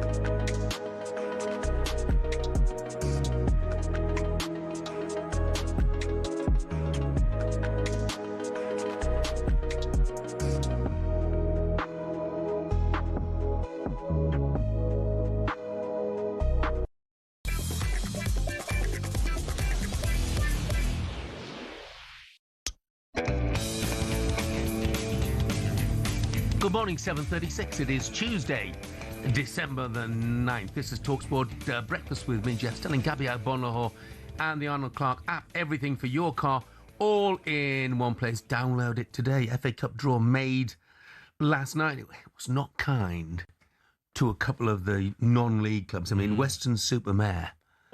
First time in their history, that's 138 years, they've reached round 3. What's the worst draw they could get? Yep, Grimsby away, and that's what they got. Yeah. A long trip. By the way, and Grimsby are a good cup side as well. You know, the problem is, real Jeff, disappointment. You don't want a team that's probably going to beat you, and you're not going to get the riches or maybe a TV game. Or well, they won't get TV benefit. for that. I mean, that's one of the big issues there. Yeah. So Boreham Wood, you know, big winners. I mean, they've got TV against Newport County. They've got Burton Albion at home. Again, they're not going to get TV. But by contrast, Macclesfield, the National League North, they've got the holders Crystal Palace at home. So they will get TV. Good. That's for sure. And by the way, that'll be played, Macclesfield play on 4G. Oh. So that's going to be interesting to see whether that's a leveller. Yeah. Whether, you know, I mean, look, lots of teams, you know, work on 4G services and things like that, but Macclesfield play on it week in and week out. Tell you that this now, from when I played, there's a lot of players that will not want to play in that game. No. Because players the impact it has on knee problems. When we used to train on the 3G during the winter, if it was like real bad weather, snowing, frosty, half the squad wouldn't train because it's 3G. So I'm sure there'll be a lot of changes there for Crystal Palace. Yeah, Villa away to Spurs. I mean, look, perfect draw. Everyone goes to Spurs' new stadium and get a win. We've already won there this season. Their record at home's terrible. Perfect, Jeff. And on heart, do you want to win? Yes, I do. Yeah. You know, you've got Europe, you've got the Premier League. Do you know what? I want to win, but I want a lot of changes. I feel like going through the Europa League and the Premier League now, you want to go through. The fans will want to win the FA Cup, but you want to rest important players. McGinn, rest him. Morgan Rogers, can you get a rest? I'm sure Spurs will do the same. Yeah. And I know that fans of small clubs, they'll be crying out to me saying, do you want to win? Because it's so important to lesser clubs, you know, and I love the low leagues. Exeter City, what a draw for them. Now, 20 years ago, they were on the brink of going bust. They took Manchester United to an FA Cup replay. The money they made from that game, or from those two games, meant they could survive and they could flourish. They're cash-strapped again right now. So what's happened? They're away at Manchester City, so the FA Cup money could save them again. Blessing. Like you said, Jeff, story. It's amazing for these teams because they'd rather get a top team, get the money in, maybe get a TV game and get knocked out than go an extra round and play like a Grimsby and you go through and you get through to the next round because they're going to be tough games. Burton Albion, Grimsby, they're tough games that you're probably going to lose in. And you're like, oh, why can't we get Manchester United, Manchester City, Arsenal, big clubs, and you get the big money in? Great draw. A couple of good London derbies, by the way, as well. Charlton at home to Chelsea, good game. West Ham QPR. One that stands out for me, and Tom, if you're listening, you'll remember this. Of course you will. Liverpool against Barnsley, 2008. We were doing Soccer Saturday. Phil Thompson was on the panel. I think Matt Letizia was covering the game. 5th round of the FA Cup. Liverpool 1, Barnsley 2, and Brian Howard scored in injury time to win it for Barnsley. Their goalkeeper was Luke Steele, and he'd signed 2 days earlier on loan, an emergency loan from West Brom, and played in goal for Barnsley. That was his debut for Barnsley. A 2-1 win away at Anfield. My goodness, they would. Tomo was livid. Yes. He was apoplectic. But you know, we shall see. Will history repeat itself? Probably not. You will see a lot of shocks, though, Jeff, in the sense of, like we just spoke about. Do you want Villa to go through? Like, there's going to be so many teams that are playing in Europe, resting so many players. And if those players don't come forward and perform, and maybe they're sulking a bit because they want to play in the Premier League or the Champions League, that's how you get your upsets. Yeah. Well, look at the FA Cup, maybe the best chance of Liverpool winning something this season. So they may have to put out a very strong side. Talking of Liverpool, for the first time since Mo Salah's outburst on Saturday, Liverpool back in action tonight, and it's live on talkSPORT. Two sides who've won this great competition 9 times between them, even if recent performances have been in such stark contrast. It's incredible. It's Leeds 3, Liverpool 3. It is a point for Liverpool, but it wasn't convincing. I have done so much for this club. Sitting on the bench, I don't know why. Seems like a club is throwing me under the bus. Given away, Mo Salah! Liverpool's hierarchy have a decision to make now. Do they back Mo Salah or do they back Arne Slot? Suggestions are that Mo Salah will not travel with the squad to San Siro. He may well have played his last game for Liverpool. It's played through down the middle to Dumfries. Square to Lautaro Martinez! The depth that they had on paper was not depth in reality last season. And it's Paris's night. They've beaten Inter by 5 goals to 0. We know they're not scared of English teams, like a lot of opposition seems to be. It's a big night for Liverpool, you know, because they're struggling down there in 16th place in the Champions League at the moment. And after Inter, they got Marseille away. Could get out at the final game of the Champions League qualifying against Karabakh. You know me, I say there's not enough jeopardy in the Champions League, but there is for Liverpool at the moment. Gabby, you've got 3 things that you think they need to change if they're to turn their form around. Listen, the first thing they need to do, Jeff, and this is a big if, because Gahey, go and get Gahey in January. But I look at it and I say, Crystal Palace are in 4th position, 26 points. Why would they let Gahey go in January? Am I thinking, can Liverpool give Steve Parish an offer he can't refuse? Joe, do you say, okay, we give you 30 million, we're desperate. Kanate's been so poor. Van Dijk's been so poor. We need options. They're playing every game because we haven't got options. That's my first one that I think Liverpool have to go in. If it's not Gahey, they need to get a centre-half in, Jeff. They really do. Calamitous at the back. I would give Ekitike a run of games now. Don't be swapping with Isak. Keep him down the middle where he's scoring goals. He's been a problem for defences in the Premier League. 5 goals, 2 assists in 14 Premier League appearances. Keep playing him. I don't want to see tonight Isak starting in front of him. Put Isak on the left. Ekitike is doing his best stuff down the middle, and he's your main man at the moment. My third one would be stick with Robertson. I think Kirkes has found it hard. I really do. But I just look at Robertson. You know, his performances this season when he's come into the side, reliable, strong. He's done well for Scotland as well. Get a back four who are under so much pressure and give them games. Can you get Robertson, Van Dijk, Canate, Connor Bradley? Keep playing them. Stop changing it around. Kirk has one game. Then you're bringing Robertson back in. Some stability in that back line. Okay. We shall see what happens. One thing is for sure, they need a performance this evening against the side who've been banging form. Go, Jeff. Banging form. 1 point off the top of Serie A at the moment. Paul's been back on. Had a bit of a dig of him a few minutes ago. Oh, no. But Mason Mount. No, in fairness, he says, fair point. He said, but you get me. He said, I know Gabs and you like to wind up Manchester United fans. Do we? Better than that. Well, Gabby, look, Paul, Gabby likes to wind up fans of 19 Premier League teams, basically. And me, doesn't matter to me. Yeah. I'm only interested in Hartlepool, basically. So I'm not trying to wind you up. To be Seriously honest, not. you said that Manchester United will finish in the top four. So how's that winding up Manchester United fans? I still think Man United have got a great chance of finishing in the top four. And I hope that Mason Mount gets his chance back with the England squad as well. Totally agree. Yeah. All right, still to come on breakfast. Superstar Breakfast preview on talkSPORT with Travis Perkins. Doing what matters for the trade. Find your local branch at travisperkins.co.uk. We will be joined by Gabby's former skipper, Stelling Petrov, to find out if he's as confident about Villa's season as Gabby might have a word about Celtic as well. We'll be joined in the studio a bit later by celebrity chef Tom Kerridge, and we'll find out how likely it is that Mo Salah leaves in January when we're joined by talkSPORT's chief football correspondent, Alex Crook. That was our look ahead. All thanks to Travis Perkins. Superstar Breakfast preview on talkSPORT with Travis Perkins. Bricks on bricks on bricks. Over 40 million available to order with delivery to site. That's one less thing to worry about.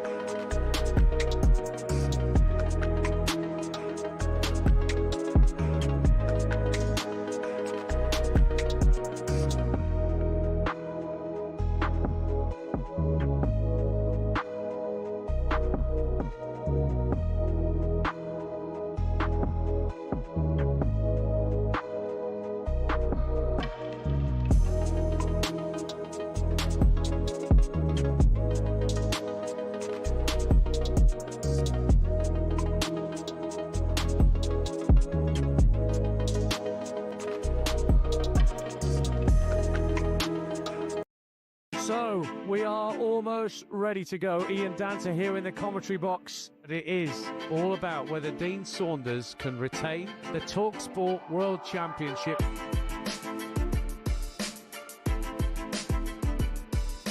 To win the leg. She's got it! This is the handshake.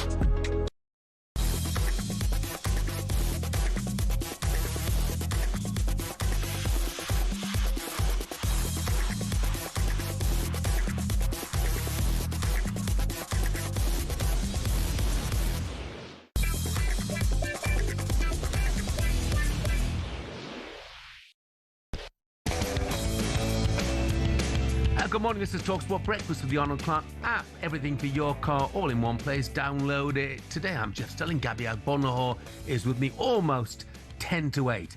Sam's texting says, Jeff, Gabby says, stick Isak off the left. He said he doesn't play off the left, he's down the middle, and that is Liverpool's problem. They've gone and got both of these players, and they're trying to shoehorn them in. He played there sometimes for Newcastle. Yeah, he did Callum Wilson played down the middle. Yeah, occasionally.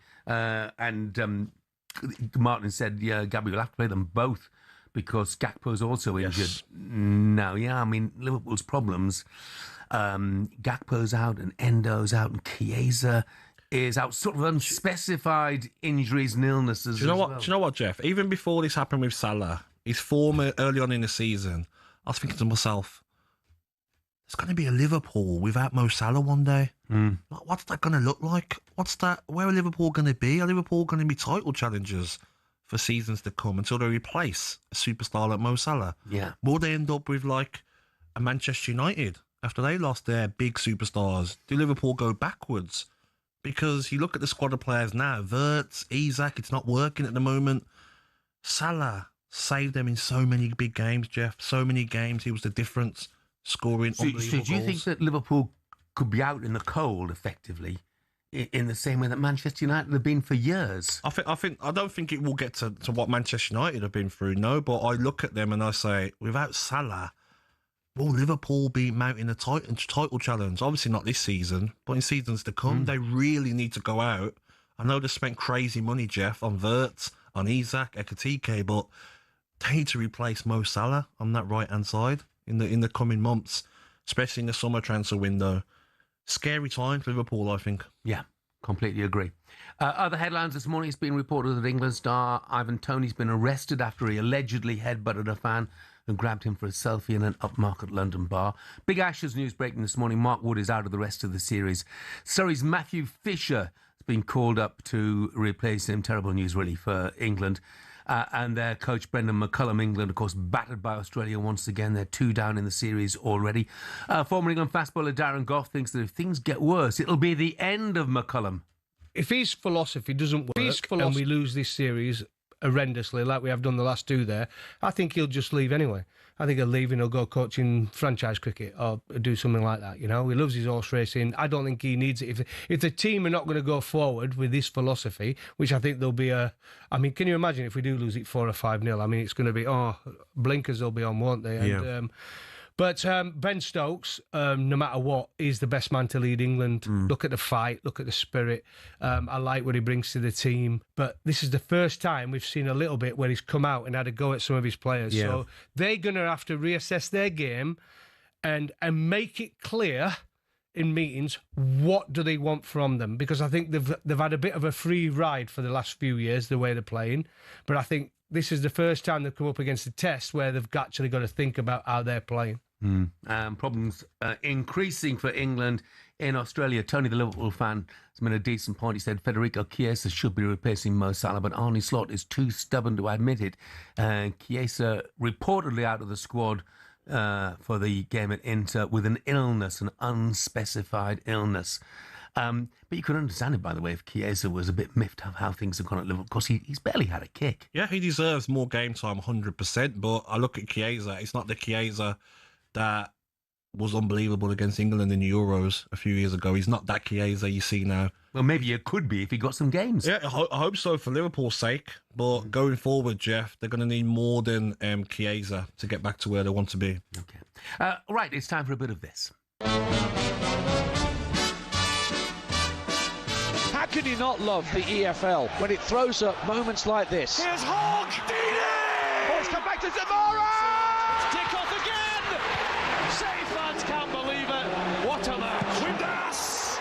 Quite simply destined to be from Team Windass. We're in London. Hey, we're in London, aren't we? Leeds can beat you 4-1. They're a fantastic team. But we had someone in the bushes that day twice this season now. No sirve para nada. I didn't know I would have such a reaction. That ghost didn't head one in on Saturday. We didn't defend properly, you great chicken nuggets. We hear that Jimmy Glass, the goalkeeper, has scored for Carlisle. You just never know which twist any game is going to turn next. Must I forever? Big EFL programme taking place this evening, and I want to talk about another Birmingham club. West Bromwich Albion, they go to Southampton this evening. By the way, first of all, look at the managers. Tonda Eckert is the new Southampton manager. He's 32. Ryan Mason, an old hand. He's 34. Absolutely amazing. But we talk about Ryan Mason. Massive amount of pressure on him. West Brom's 16th in the table, won 2 of their last 9. Beaten at QPR at the weekend. 6 consecutive away defeats. This is not the season that Baggies fans were hoping for. And also, Jeff, West Brom, they have to be fighting to get into the playoffs every season. You know, like a Premier League club, for Steve and I played against them in the Premier League, they won't accept being near the bottom of the table. They want to be in the playoffs every season at a minimum. And if you're not, then you're going to be losing your job, no matter who you are. I mean, it would be a big shame for Ryan Mason, because I think we all accept he's one of the, the young, up-and-coming coaches who could go on to big things, but it hasn't worked out. I always think as well, he changed his goalkeeper at Queen's Park Rangers on Saturday, and that was a bit of a sign of the pressure telling him. Southampton, not a place you want to go to at the moment, because suddenly, they found... Didn't they beat someone on the weekend by a few goals, Jeff? Who did they beat at the weekend? Was it not Birmingham City, was it? Was it? I think so. There's someone in my ear saying that. Yeah, they have had a good run. They had one little setback a couple of weeks ago, but apart from that, they've had a good run. They're up to 11th in the table, so they're sort of beginning to knock on the door of the playoffs. Up at the top, Coventry look to bounce back after that defeat at Ipswich at the weekend. They're at Preston, but what a job Paul Heckingbottom's done there. 5th in the table, lost 1 of their last 8. But the other team I want to mention is Sheffield United. Now, start of the season, we were asked for predictions. I thought Sheffield United would win the championship. And what a muppet I looked when they're sitting there rock bottom. But I don't look quite such a muppet now. I mean, they're not going to win the championship, but they've won 4 in a row. They've scored 13. You just wonder, don't you? You look at the table and suddenly they're climbing it at a pace of knots. Yeah. You know what happens, Jeff? Teams keep losing and drawing, and you keep going on that winning run. Before you know it, 5-6 more games, and they're in the playoffs. And here's an example for you, mate, because look, you and Joel Bayer, okay? You've got to bury the hatchet. Yes. Because that's what Chris Wilder and Patrick Bamford have done. 2019, Chris Wilder called Bamford a muppet. In April of this year, Bamford joined in anti-Chris Wilder chants at Liverpool. What's happened? He signed him on loan. Bamford's played in all 4 of those games and they scored the 13 goals. And now Chris wants to keep him for longer. He's only got him till the end of December. So from arch rivals to best mates, that's what you need to do with Joe. Yeah, maybe not, Jeff. But I'll tell you who else needs to do it.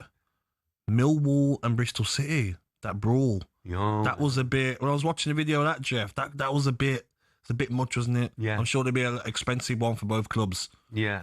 To control. Yeah, it was all over a handshake or a non-handshake, wasn't it? But it was like going back 30 years, wasn't it? 40 years. Yeah. It's a long time since I've seen so many players and staff as well involved. Swansea gets Portsmouth tonight, by the way, as well. Portsmouth bottom 3. Swansea just 2 places and 3 points above them. And there's League 1 and League 2 as well. League 2. Swindon against Cardiff. Swindon against Cheltenham. It's a bit of a derby. It'll be lively on the touchline. Ian Holloway, Steve Cottrell. Be nice and peaceful and quiet. No brawls, please. Yeah. Ryan said, what makes you think, Jeff, what has Ryan Mason done so far in his career? Yeah, it's a fair point. But he has a reputation of being one of the young, up-and-coming coaches who could make the grade. But I'm sure if West Brom look at it and it's not working, they have to make a change. Yeah. It's what's best for the club, isn't it? Even though we want young managers to succeed. Like Jack Wilshere, we want him to do well, don't we? Yeah. But if it doesn't work out for him at Luton, I'm sure they'll make a change as well. Yeah, but reading the local press anyway, could be a big night for Ryan. What about Plymouth? Tom Cleverley? Lost again the other day. Yeah, he must be like holding on. Yeah. Well, holding on, they're second from bottom of the table. I mean, are they going to back-to-back relegations? Looks increasingly like that at the moment. But there is still a long way to go. Look, coming up, we'll bring you more on the very latest with Mo Salah. Not travelling to Milan. Does that mean it's over for him at Liverpool? We'll discuss that next.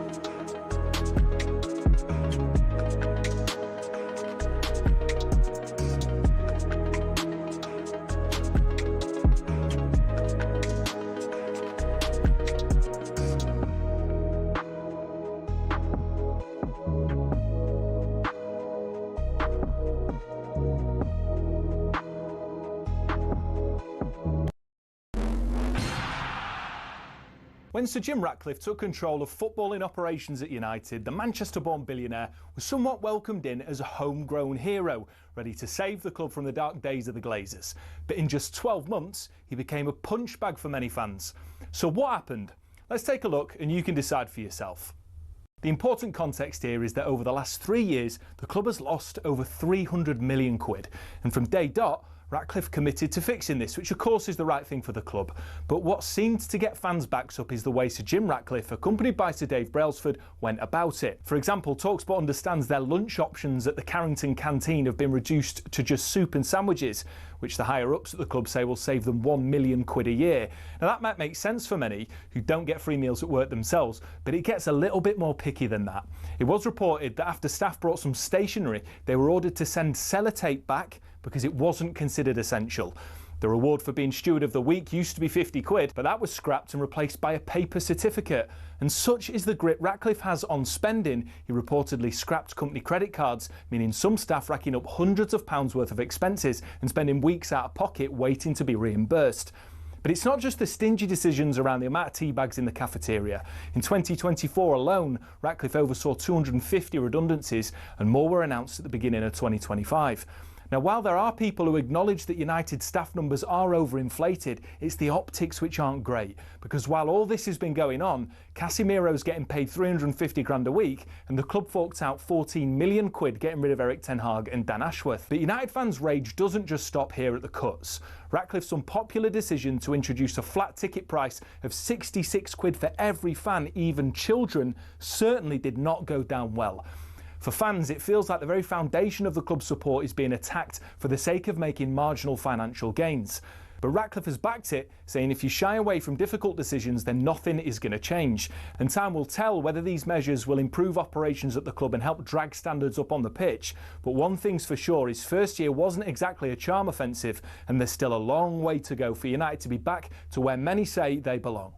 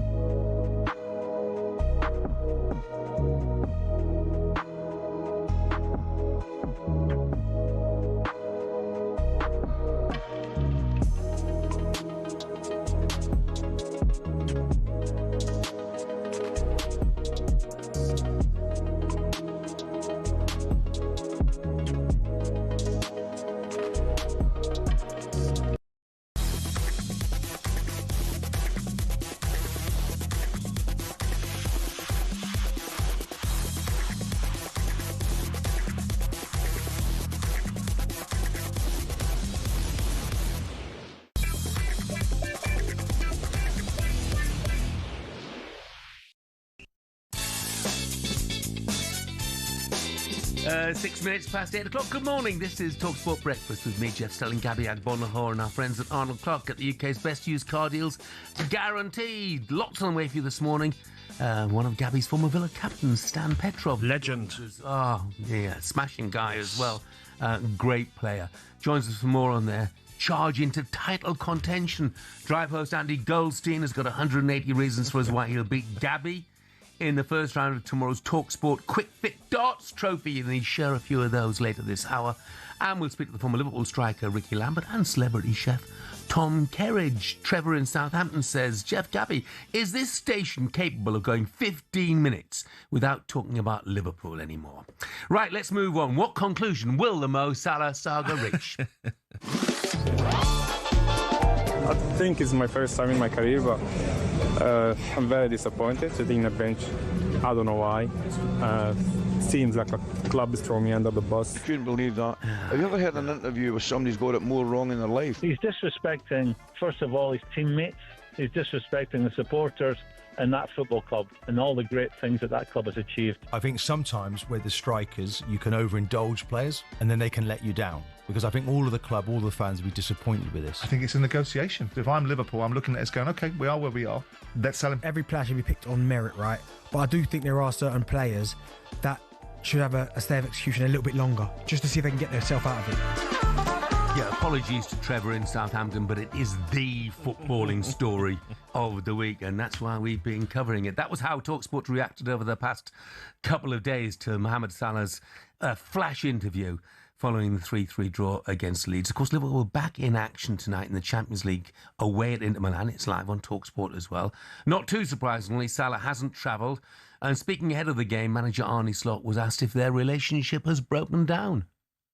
No, that's not the way I feel, but he has the right to feel how he feels things. I haven't felt that at all till Saturday evening for sure, because I think when I didn't play him anymore, usually players don't like the manager then that much, but he was very respectful to my staff members, to his teammates.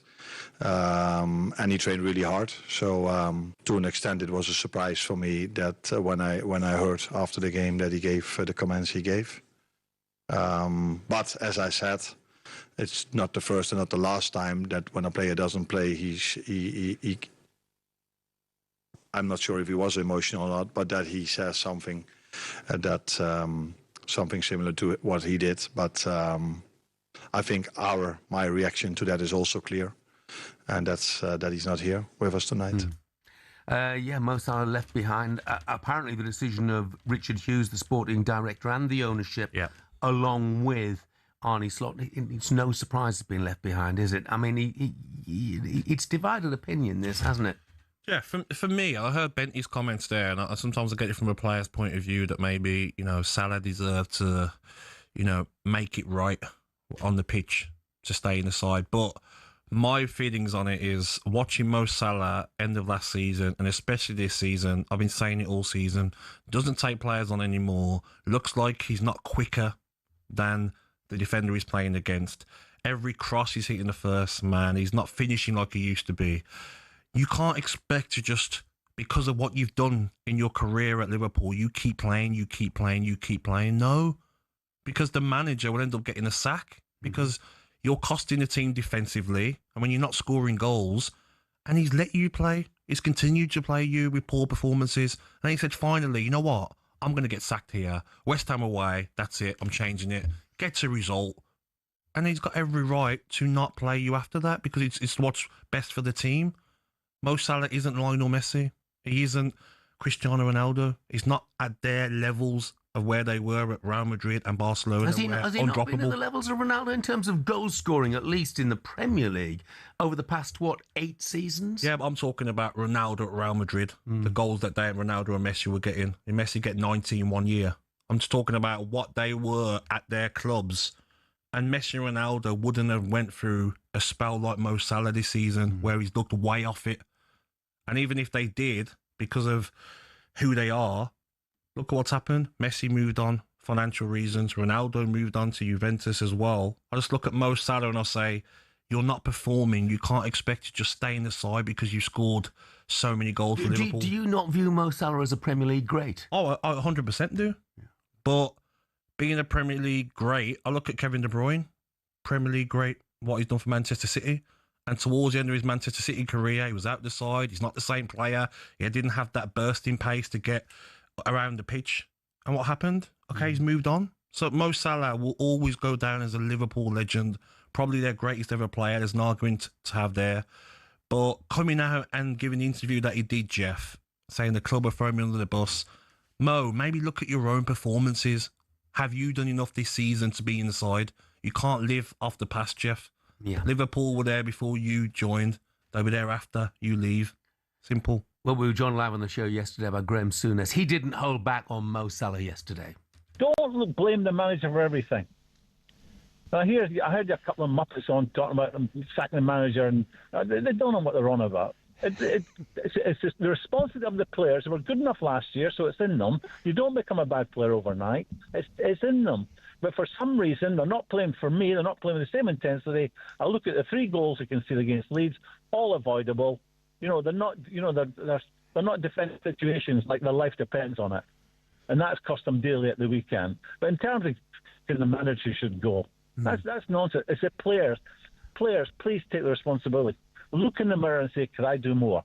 Well, yes. that's maybe the case, and I get that. But nevertheless, you have to ask at some stage, how much leeway has Arne Slot got? This is a side now. They are champions. They are 10th in the Premier League table. They are not guaranteed to qualify for the next stage of the Champions League. He's lost more games than they won. He's under pressure, of course, but only 3 points behind the top 4.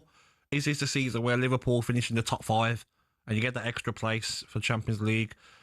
And, okay, it's a bad season. Won the league in your first season. Second season, not great. But we're going to trust you going forward.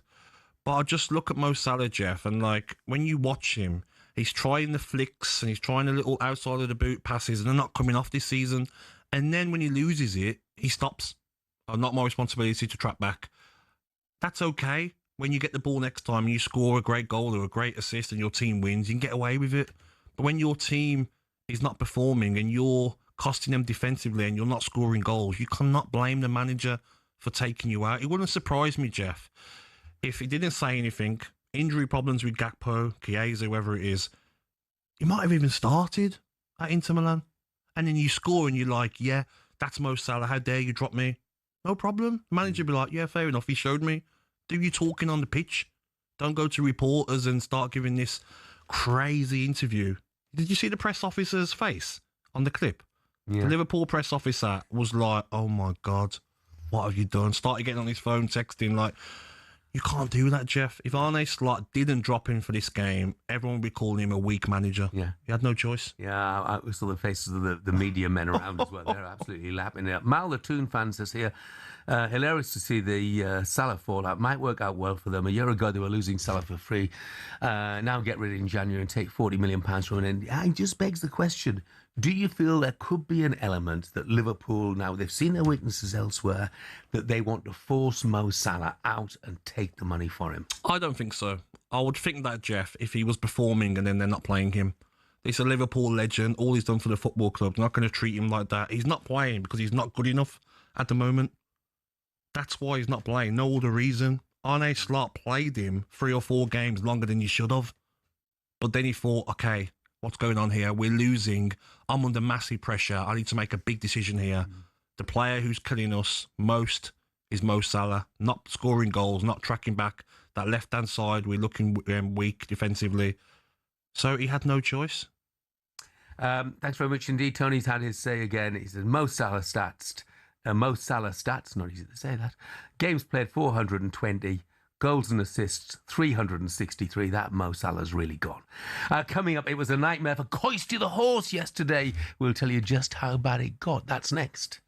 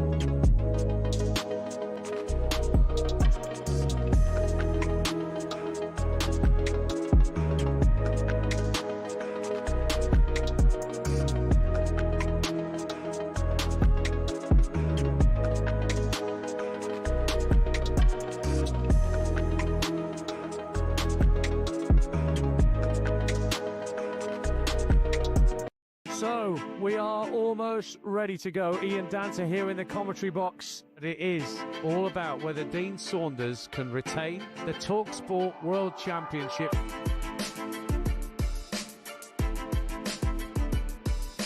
To win the leg. She's got it! Gets it! Double nine! He refuses the handshake.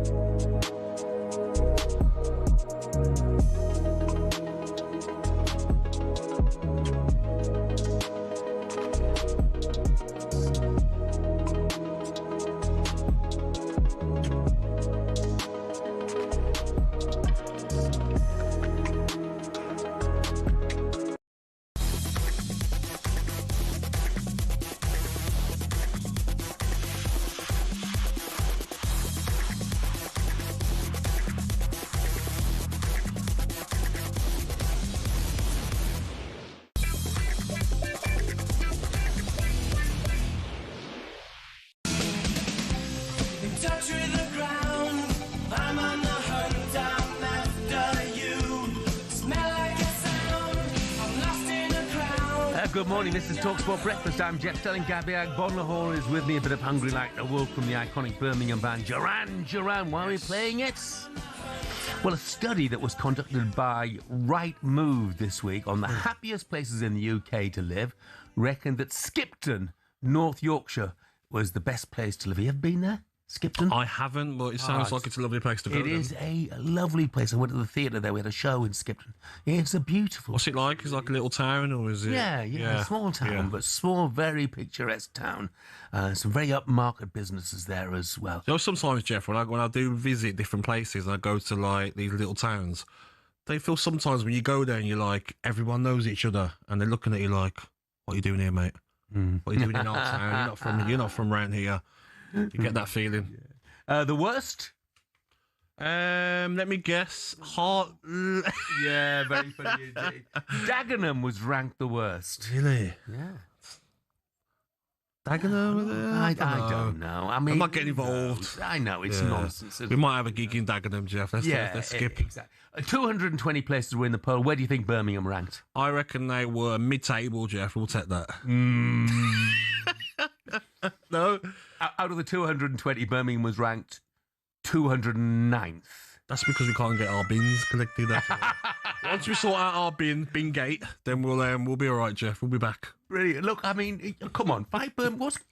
What makes Birmingham a great place to live? Hasn't it got the most canals in the country? Is that right? I've made that up. Massive clubs like Aston Villa, Wolverhampton Wanderers, and West Brom. West Brom's not in Birmingham. We're counting it, Jeff. No, we can't, because I've already been told off by Joe the Baggy. It's round the corner. We've got lovely shopping centres, Jeff, like the Mailbox, Bullring, lovely outskirts of Birmingham, of Solihull.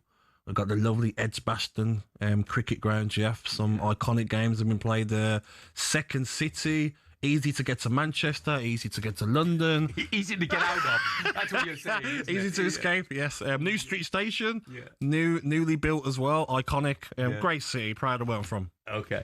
Well, out of the 220, I can tell you that Rochdale was ranked 203rd. Let's get the latest odds with Coral and John Hill. The Coral Daily Download on talkSPORT with Coral. Whatever kind of festive fan you are, bring the cheer with Coral. 18+ gambleaware.org. Oh, John, 203rd Rochdale. Come on, stand up for it. I'll tell you that. That's actually a better result than I expected, I have to say. I thought we'd be rock bottom, but Dagenham's taken the prize. But no, that's very, very harsh. No, Rochdale, like all these northern towns, Jeff, you've been there. It's a friendly place. Everybody be friendly to you. Some good chippies, that's for sure. Yeah. If you want a good chippy, get yourself to Rochdale. So there are some positives. And, John, just remind me why you left. Exactly. Oh, he I left, did he? Interesting. No, I love going back. I can't wait to go back to Rochdale for Christmas. I really can't. And home is home, and it always will be, won't it? You know what, John? Just to stick up for it. One of my prostate cancer walks, we went through Rochdale and through the football club and things like that. There is some absolutely stunning scenery in the area. There really is. There's some beautiful places up there. Some fantastic spots. Let's talk. Well, actually, let's touch on horse racing first of all. Coisty went off at 125 to 1 yesterday at Fontwell, John, and ran like a 250 to 1 shot. Exactly that. Yeah, Steve-O was there. He texted me straight after the race and said, "Good grief! Look, it just wasn't to be for young Coisty, was it? He just didn't fancy it. Approached the first hurdle, kind of jinked to the left, unseated his rider, and that was the end of the race for Coisty. So, just like the real Coisty, it just wasn't to be. Not his day, and we hope his day will come next time. But disappointing performance. But he went off 125 to 1, so he ran like his odds suggested he would, didn't he? Yeah, very much so. Big Nat Champions League football tonight. I mean, all the talk today, John, obviously has been about Liverpool and the lack of Mo Salah. Yeah. They're missing a few more this evening as well. They go to an Inter side who have been impressive this season. Are Liverpool outsiders? They are, very much so, yeah. Inter even money favourites here at the San Siro. Liverpool 13-5, 27-10 the draw. You think Liverpool beat Real Madrid 1-0, didn't they, in this competition early this season? That seems like a distance ago now, you see, the results they've had since then. And look, all the headlines still dominating regarding Mo Salah, that interview he did at the weekend. He's 5-6 with Coral to leave the club in the January transfer window, 5-6 to stay. So absolutely in the balance those odds suggest there. And if he is to leave, 1-5 to go to any Saudi club. So, what have you made of this Mo Salah saga, Gabby? I think we've touched it so much. I just feel that he's out of order on his teammates, disrespectful to the club, ruining his legacy as well. Listen, will he apologise? I don't think he will. I think he said those comments with chest, and it'll be interesting what happens in the future. Okay, interesting. Yeah, it's going to be fascinating. But they need a result, Liverpool, don't they? The manager certainly needs a result. And will they get it tonight? Well, 13-5 with Coral for them to get the victory in Italy. Yeah, Chelsea are in Italy as well against Atalanta. It is a tough game. Chelsea's need not quite as big as Liverpool's maybe, but how do you price that one up then, John? Yeah, they're going okay, aren't they, Chelsea? Atalanta are going okay as well, actually. Both of these sides on course as we speak to qualify for the next phase. It is going to be a tough game, but Chelsea are the favourites, 23-20 to prevail this evening. Atalanta 11-5. The draw is 5-2. But they've just stumbled a little bit, Chelsea, in the Premier League, haven't they, in recent weeks? Beaten, obviously, by Fulham. The drew against Bournemouth. That was a disappointing result at the weekend, that goalless draw. So they need to bounce back, won't they, really, if they're going to challenge down Arsenal in the Premier League. But as I say, different competition tonight. They're going well, and they're 23-20 to continue that this evening. I need to ask you about title odds. A lot of Villa fans have been sending me messages to try and find out. I know Simon Clare and Richards, they don't really like to big up Villa with their Blues connection. But what do you think, pal? No, well, I have to say, I think we've got it absolutely wrong here. They're 25-1 the bet here. I don't know how Villa can be 25-1. I'm lumping on 25-1. You heard I'm going big, Jeff. I'm going big. What about top four for Villa? And top four, they are, what are they? Top four finish. They are 7-4 for a top four finish. When you consider Liverpool are 4-6, Chelsea are odds on at 10-11 as well. I really do think we're underestimating Aston Villa here. This has got shades of Leicester all over again. I'm not saying they're going to win the title like Leicester did in 2016, but I think we've underestimated them in the betting, especially after that victory against the Leeds. I love Rochdale. I love Rochdale. I know how to play, Gabby, don't I, Jeff? All you want to do is pick up Villa. Hey, I'll tell you, you've got some support out there as well, John, because I've got a text here saying Rochdale has the best chippy outside the ground. That's from Charlie from Dagenham, who's moving to Rochdale, he says. Yes, absolutely spot on. And I always say there's a bigger queue for the chippy than there is for the football ground. So there you are. But you can get yourself some nice peas. Gravy's lovely from there. there, nice meat and potato pie. You'll fill yourself up lovely, and then you have to sit through 90 minutes of rubbish at the football ground. Hey, John, you're digging your pitch up. Are you going to bother putting it back down? No, we are heading to Accrington for 2 games, Jeff, and that actually, one of the games is actually the Hartlepool one. It is, yeah. So you will not be going to Scotland. You will not enjoy the chippy, I'm afraid, this season. It'll be the Wham Stadium in Accrington for 2 games. So hopefully we can get it right. It was disappointing on Saturday. The game was abandoned after 78 minutes. So we've got real issues with the pitch. So having to rectify it now, and hopefully it doesn't derail our promotion bid, Jeff. John, thanks very much indeed. Thank you, John. Cheers, boys. And that was a look at the latest odds, all thanks to Coral, 18 plus gambleaware.org. Coming up, we'll turn our attention back to Aston Villa, yes, them again. Oh. With their former captain, Stelling Petrov. And we'll also discuss a bit of Celtic after Wilfred Nancy's nightmare start. The Coral Daily Download on talkSPORT with Coral. Whatever kind of festive fan you are, bring the cheer with Coral, 18 plus gambleaware.org.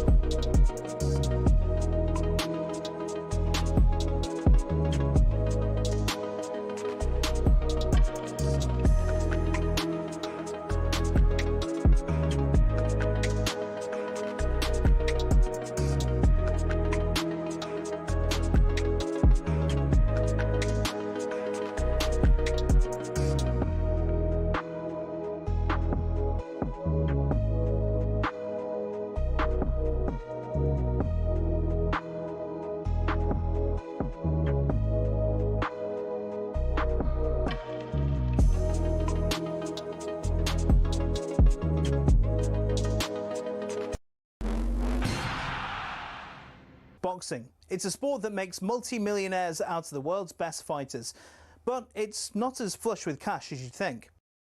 We all see how much the likes of Tyson Fury or Canelo Alvarez make every fight, but that's not the case for those just starting out, or those who aren't even at that level.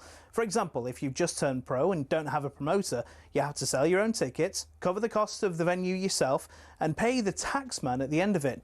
You might not even break even, but if you do, you're looking at 5 to 10 grand max.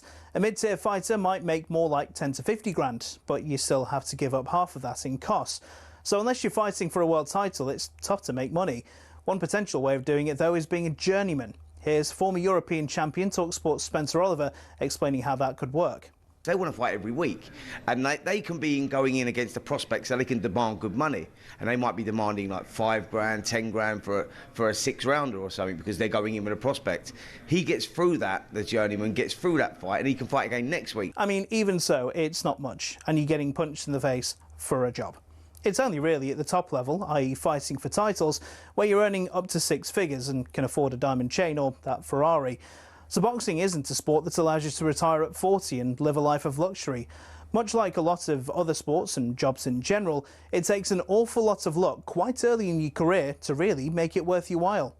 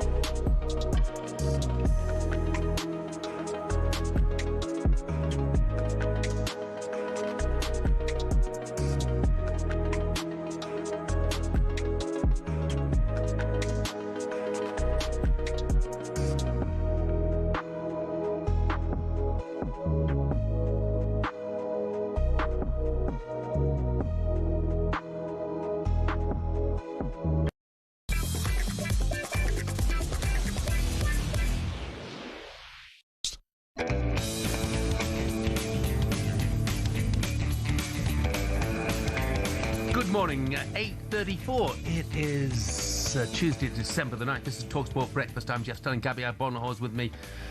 And we're with the Arnold Clark app. Everything for your car all in one place. Download it today. We rather overplayed Rochdale's role in that right move ranking of the best places to live. We said they were 203rd. They're actually 206th. Yeah. So slipping down. Makes sense, doesn't it? Yeah, but nothing else about that poll makes sense, by the way. I mean, seriously. Look, I looked for Hartlepool. Yes. Doesn't exist. Oh, they're not in. Not in. We are not on the map. Maybe like 500 for maybe. Who knows? But I just looked at the North East, and I've got nothing against Sunderland. Great place to be when the football team's playing in particular. But Sunderland is above Durham. I mean, seriously? And Durham, by the way, is just above Lewisham. I mean, seriously? Durham is a beautiful Durham's nice, city. Isn't it? Yeah, ranked 161st by these muppets who put this together. They have no clue whatsoever. Again. Skipton. We've been there. Remember that? We had that discussion. Yeah. Your memory span's getting shorter. I know, mate. I know. I'm not. All I'm thinking about is Aston Villa. I need to switch on. Sorry, Jeff. Yeah. Greener, the postie. Been back when he says, morning, boys. Not much on the FA Cup draw, but great news for Exeter. The FA Cup may save them again like it did last time. You're absolutely right. For Exeter's point of view, away to Man City, yes, is a brilliant draw. And Rob's been on, he said, Wilbert's Lane, Chippy and Rochdale is the world's best. I don't think we should go down that route because we are going to get a million different opinions. But you do get, Jeff, don't you, in most towns and cities, you get that one chip shop that everyone goes to. That stands out in the area. Yeah, absolutely. And certainly as far as Rob is concerned, that's the one, the Wilbert's Lane, Chippy and Rochdale. Mentioned it twice, free fish and chips on the way, I think. Now, 4 games without a goal at the start of the season. That feels like a long time ago for Aston Villa. I think now when you're looking at the squad, it's massively unbalanced. Feels like they're a little bit light in certain areas. At the start of the season, it had gone stale. Maybe the season where Aston Villa try and get into the top 10.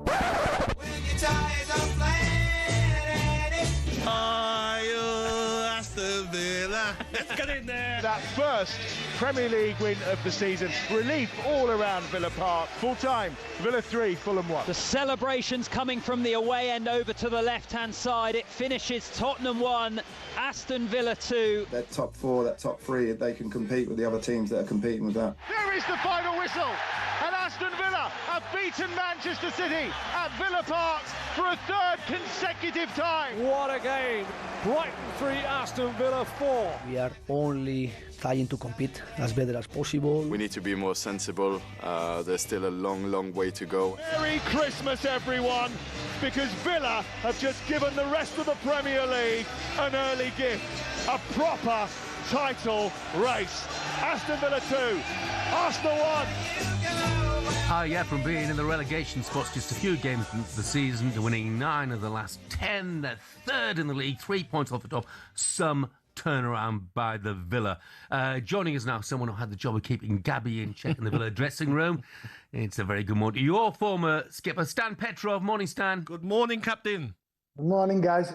Hi, Jeff. Did you say keep him in shape or in check? Well, I tell you what, you didn't do a great job in keeping me in shape. I can tell you that now. But how difficult was it to keep in check? Not at all. Gabby was the heart of the dressing room. It was brilliant. He was mourning a lot, to be honest. We had to deal with that. But it was a joy to work with. I mean, you love playing with players who make difference on the pitch, and he's definitely made a big difference every time he played. In the dressing room, he would always push others, and he would challenge others as well. His sense of humor, is still going on strongly. People love it, and we loved it as well. That's enough. Come on, stop right now. What have you made of the Villa so far this season? How surprised have you been? I'm not surprised at all. I mean, if we turn back the clock and we see when the two new owners took over, and they're talking about making Aston Villa elite world-class club and challenging for titles, playing in the Champions League and European football every year, they have done that. They've brought an incredible manager. They've backed him up with substantial investment. They're investing on the pitch and off the pitch as well. And the manager is doing his job. He's got a very well-rounded team. You've got determination in that team, and you've got the quality. And when you combine that, you can do wonders. I mean, you see the game against Arsenal. A lot of people were surprised. I'm not surprised at all. The team has been playing really well. And when you have one-man Scottish captain that runs everywhere and everybody follows, then it becomes incredible. Stan, Aston Villa, they won 7 in a row. 13 of the last 15 games in all competitions they've won. When you look at this team, Stan, and I spoke to Gareth Barry last week about it. I played with you, Gareth Barry, James Milner, top midfielders. And I look at this team now, Stan. I look at Kamara, Tielemans, Onana, John McGinn. So important, isn't it, to have those levels of midfielders that always want to play forward, always want to try and help their team score goals if they can. We saw Kamara score recently. How important have those players been for this Villa team? Are you speaking that slowly? Do you think I don't understand you? I've played with you for a long time, Gabby, for God's sake. I've not learned Bulgarian yet, Stan. My Bulgarian's not come on, so I'm trying to speak anti-Brummy. That's okay. Listen, you're totally right. It's really important to have a good midfielders, good players that can play forward, that can take risks. I think Unai Emery encouraged that, players to take risks, to play the ball forward, to find the little gaps, to find the players that can make a difference. And you can see the players are really comfortable with what Unai Emery asking them to do. Nobody feel uncomfortable about playing with the ball or taking the ball or running with the ball. When you have players who understand the system, the structure, it makes it much more easier. Do you worry at all about the depth of the squad, Stelling? Of course, you have to worry about it. If you've been considered, and rightly so, they've been put in that bracket because they won games and they've put themselves in that position. But when you go in a title race, you must know that you have to keep the key and the core players fit. And you've seen it with the Arsenal. You've seen it with Man City. When your core players, your big players are out, you do suffer defeats. You do go through bad moments. But Villa, what they have now, they've got that attitude that I don't see in other teams. They've got that anger, the determination and urgency they haven't seen to other teams. I know that people talking about Arsenal and Man City, the way they play. Aston Villa, completely different. Stan, well, what frustrates a lot of Villa fans, I know you'll be frustrated as well, we both do work for the club, is that this is the perfect time for Aston Villa to go and invest in January. You're in a title race, you're 3 points off the top, go and invest, but they can't. Financial fair play, PSR rules, they can't. They spent 30 million in the summer transfer window, Chelsea 290 million, Arsenal 250 million, Manchester United 220 million. It's so frustrating for the teams like Aston Villa and Newcastle to really challenge. Yeah, it's really difficult and really frustrating. I mean, if we go into the the financial fair play rules on the new 3 words naming now that they change it every year. Yeah. I disagree with it. I think it's like every other business. If you've got the potential and you'd like to invest, you'd like to improve, you should be given the chance. It seems like they try to control everything at the moment. It's really difficult for Aston Villa, but I don't think Unai Emery, the players or the owners are worried about it. I think they put their head down. Yep. They get in results. They get in the attention they deserve, they rightly deserve. And if they keep doing it that way, sometime, you know what people say? It's about the mentality and the people you work with. It's not about how much money you spend. Stan, quick word on one of your old clubs, Celtic. They've got a new manager in place, Wilfried Nancy. I always think the Celtic manager's job is a really tough job, because coming second is deemed failure. It is a failure. It is a failure. You come second, it's like you haven't done anything. A new manager. I loved my former gaffer and our manager, Marty O'Neill. Yeah. I think me and Gabby both love him. Yes. He done incredible job. He was amazing. It was refreshing. But the new manager, I think Martin O'Neill has given him the title. I think he cut the gap. He's given him the opportunity to win something very early. And he's given an opportunity to be within a touching distance with Hearts. And now it's down to the new manager to go and take it. First game, of course, you've tried new things, people need time. But the time will run out if you don't win the games. Stan, joy to talk to you. Legend, Stan, thanks you, mate. Thanks for joining us, mate. Love you guys. See you later. It's Petrov. What a guy. We play Jeff, sorry. We play 6-a-side on a Monday night, and he screams at every player. Yeah. Some normal lads from the area that are playing, they give the ball away. What are you doing? How dare you? He even shouts at his 20-year-old son like when he's in goal and makes a mistake. He is the most passionate player I ever played with, and he's still like that now on a 6-a-side pitch. My boys are in their 20s now, but they still remember when Stan was still playing, meeting him in Dubai, and he was an absolute joy. Yes, with them. He really was. He's been through a lot in his life. I've got a culinary question. Yep. Forget the best chippy. Who's got the best chips? Black Country battered orange chips are the best by miles. You don't see them anywhere else. I'm tempted to say, thank goodness. I know. What the heck are Black Country battered orange chips? You ever heard of them? No, maybe that's what the Wolves players are eating. That's what I do at the bottom of the table. 2 points. Well, I don't know. I mean, look, I'll tell you, we might get an expert opinion on that a bit later, because still to come on breakfast. Superstar Breakfast preview on talkSPORT with Benchmarks Kitchens and Joinery. Get trade prices on kitchens to suit all styles and budgets at Benchmarks.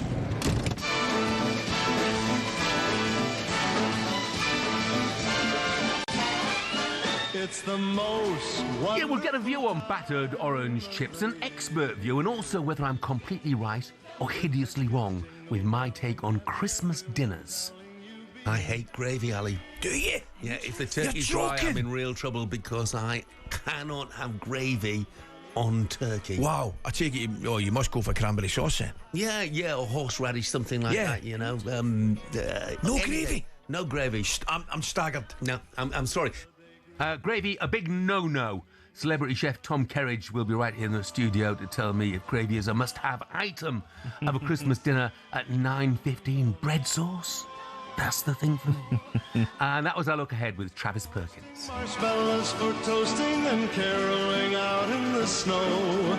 Superstar Breakfast preview on talkSPORT with Travis Perkins. With 250 hire branches nationwide, it's easy to hire at Travis Perkins.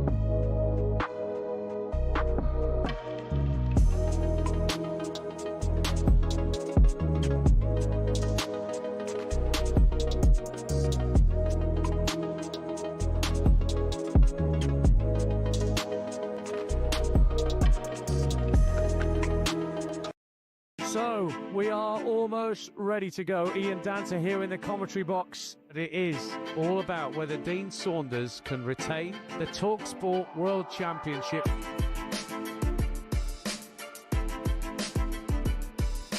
To win the leg. She's got it! Gets it! Double 9! He refuses the handshake.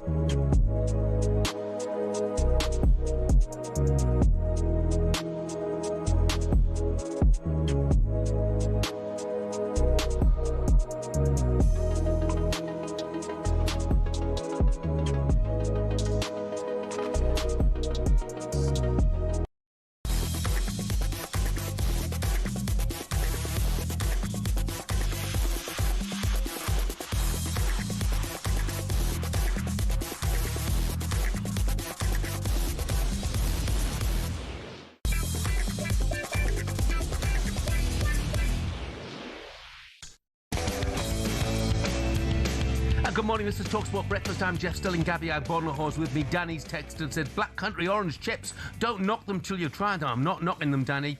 We don't have much to shout about here in the heart of the British Empire, but the chip is something we're proud of. You sent me a picture of them as well. I've got to tell you, Danny, they look like chips as opposed to orange chips. Just look normal. They look pretty normal to me.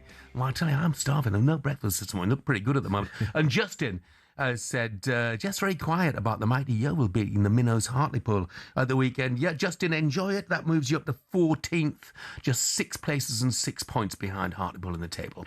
It's Tuesday morning. The headlines: England star Ivan Toney was reportedly arrested over an alleged headbutt and let out of a trendy London bar in handcuffs this weekend. Xabi Alonso is under pressure as Real Madrid manager. There are reports he could be sacked if they lose to Manchester City at the Bernabeu tomorrow night. And a 4-1 loss to Manchester United has left Wolves rock bottom of the Premier League, 13 points from safety with just 2 points. An 8th straight defeat also equals their club record run of losses set back in 1981. Here's the Wolves boss Rob Edwards following the defeat, saying he understands the fans' frustration. Yeah, as I said then, they've not seen a team win for such a long time. So I won't go into loads of detail on it now. And there'll be, I get it, and these supporters have been incredible for a long, long time, and it must be really hard for them at the moment. It must be really tough. So I understand. He understands, but did he understand how tough the job was when he first came in, Gabby, do you think? I don't think so, Jeff. And I reckon he's got through the door and he's found out that a lot of these players are hopeless. I said it yesterday, Jeff. I really feel that maybe the Wolves under 23s will beat this side. And that's not even a crazy statement. 8 straight defeats, only scored 8 goals this season, conceded 33, minus 25 goal difference, 2 points. For me, they'll beat Derby's record. I feel for the fans, a bit of a disaster. Yeah, you could see the strain in his face. Rob is brilliant with the media, but you could see the strain in his face in the interview after the match last night. Just got to squeeze this text in because it's brilliant. It's from Mike. He said, Jeff, you're 100% correct. Gravy is disgusting. I refused it 50 years ago and enjoyed my roast ever since. Who wants soggy potatoes and food that tastes of nothing but gravy? Mike, you are a man after my own heart. Right, let's look ahead to the talkSPORT Darts Trophy in partnership with QuickFits. The talkSPORT Darts Trophy with QuickFit. Drive away happy every time.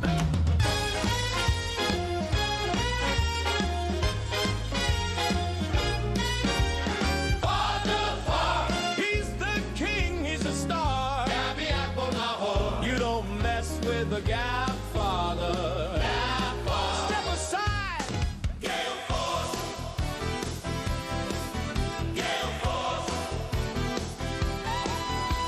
It's Gale Force Goldstein, head of hair like no other. Drive time host with the most. Yeah, just one day to go until the best of the best step up to the Oki, and they will be followed by the talkSPORT presenters, Sky Sports presenters. That would be a local derby, wouldn't it? Now, ability to throw darts, questionable to say the least, but some of our top TalkSport talent will give it a go anyway. First round sees the stable of Alan Brazil and Annie McCoist, sponsored by Tipple 20 Promotions. Lovely. Face Flight and Jordan. We have the back-to-back champion Dean, the storyteller Saunders, opening against Jermaine the Saint Pennant. Another of the matchups sees Gabby, the Gab father, Agbonlahor, up against Andy Gelforce Goldstein. Well, in preparation, Gabby has got his pen and paper out, and he is ready to lay down his marker. They say my aim is shaky. They say I won't compete. That Goldstein's got it in the bag. That I'm destined for defeat. But doubt has always fired me. No defeat will I taste. And tomorrow I'll show why bold men are better without his awful hair paste. So let them laugh and whisper. I'll hear it all day long. 'Cause on the morrow my darts will fly. And I'll prove the doubters wrong. It was like Shakespeare at his very best, wasn't it? Yeah. I'm delighted to say that joining us now for his response is Andy Gelforce Goldstein. Morning, Andy. Morning, Andy. Jolly up in America, Goldstein. Good morning, mate. Hey, man. How you doing? You look like you've just spent a night on the streets, mate. This is my practice then. I've got my dartboard over my shoulder. I've been practicing this morning, so I'm ready to go. What hurts you most, Andy? The fact that Gabby's having a dig at your darts or at your barnet? Well, at the Barnet line, my lawyers are already on that. With regards to the darts, I mean, we smashed him to pieces on the paddle court a couple of weeks ago, and he's coming back with his tail between his legs. He'll do well to come second again in this one. It's embarrassing. I play every day with Benty. We're both going to make it a drive time final. I don't really understand where Gabby's coming from, because you've got to have a little bit of talent and a little bit of hair. Either. But Andy, you can't judge me when I've got Jamie O'Hara as my partner. I mean, you had a bad back playing paddle tennis. What chance did I have beating you guys? The only benefit you've got having Jamie O'Hara on your team is that he'll bring his own parking post with him, so you won't have. But you and Benty struggled last year, didn't you? Who did you lose to again, Andy? You and Benty? I lost to Jermaine Pennant, who got to the final. Oh. And Benty got beat against Natalie Sawyer, and he's playing her again. I mean, the whole country wants Natalie to win that game. What do you have to do again? Finish on a double, yeah? No, you got to finish on the proper double. Yeah, you got to finish on. You got to throw the dart and finish on a double. You ever played before? No. You've got to hit that big board in front of you, which actually one or two of the people who are playing find that a bit of an issue themselves. Are you any better this year, Andy? Do you know what? I was playing yesterday. I mean, we play every day when we come in. We have our little meeting, and then we've got time to kill because our research is already up there. Oh, and great. I played yesterday, and I got 2 180s. Really? Yeah. Yeah. How many darts did that take? 19. No, I'm looking forward to it.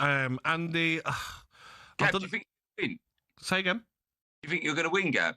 I think you'll crumble under the pressure, and I feel like I'll have the fans on my side, to be honest, mate. Even if I did crumble under the pressure, which won't happen, you've still got to hit a double. And the only chance you get in a double is when you go to the bar, and we know that's not happening. Double Jaeger bomb. Yeah. I think he'll be on the first Uber out of there, to be brutally honest, Andy. Do you know what? It will be the good thing is, I love Gab to bits, and it'll be a friendly game because there's jeopardy in all the other games. I think there's a bit of hatred, of course, like the Battle of the Sports Bar. Yeah. Benty's got a repeat of last year, so he's got to overturn that. And then the other game, Dean Saunders defending champion against the fellow he beat in the final last year. So there's like a lot of animosity between those. I think mine and Gab's would just be a nice game. Bit of fun, bit of banter, 100%. That's not what he's been saying the rest of the morning when he's been off mic, by the way, Andy. I'm just surprised that he's not on a jolly up today as well. You just see him, Jeff, in America. They were at basketball games. They were enjoying life. It's not fair. A lot of people on breakfast are not happy, Andy. Yeah, we were getting up at 4:30 in the morning. Mr. Brazil's not happy. You know, they offered Alan the chance to go there. Apparently, visa. Can't go into reasons why, but it wasn't a jolly. It was hard work, Gabs. Really? Right? Crookie said it was a jolly up for you guys. Okay, it was a jolly. Great job. Andy, good luck tomorrow. What's up, man, Andy? God bless. I think it's Gabby that needs the luck. Thanks, Jeff. Cheers, mate. Yeah. Legend. And you can join Hawksby and Jacobs tomorrow on your smart TV or the talkSPORT YouTube channel from 1 as 8 talkSPORT presenters go head-to-head at the Ocky in the talkSPORT Quick Fit Darts Trophy. And the legendary voice of darts, Russ Bray, will be calling all of the action. That's something to look forward to. And that was thanks to Quick Fit. The talkSPORT Darts Trophy with Quick Fit. Drive away happy every time.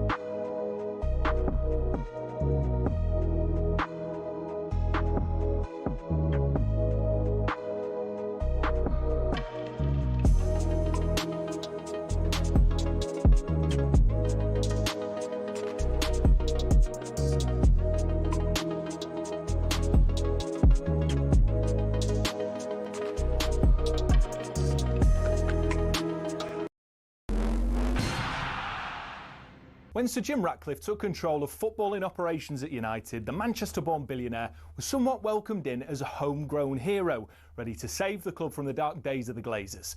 But in just 12 months, he became a punch bag for many fans. So what happened? Let's take a look and you can decide for yourself. The important context here is that over the last 3 years, the club has lost over 300 million quid.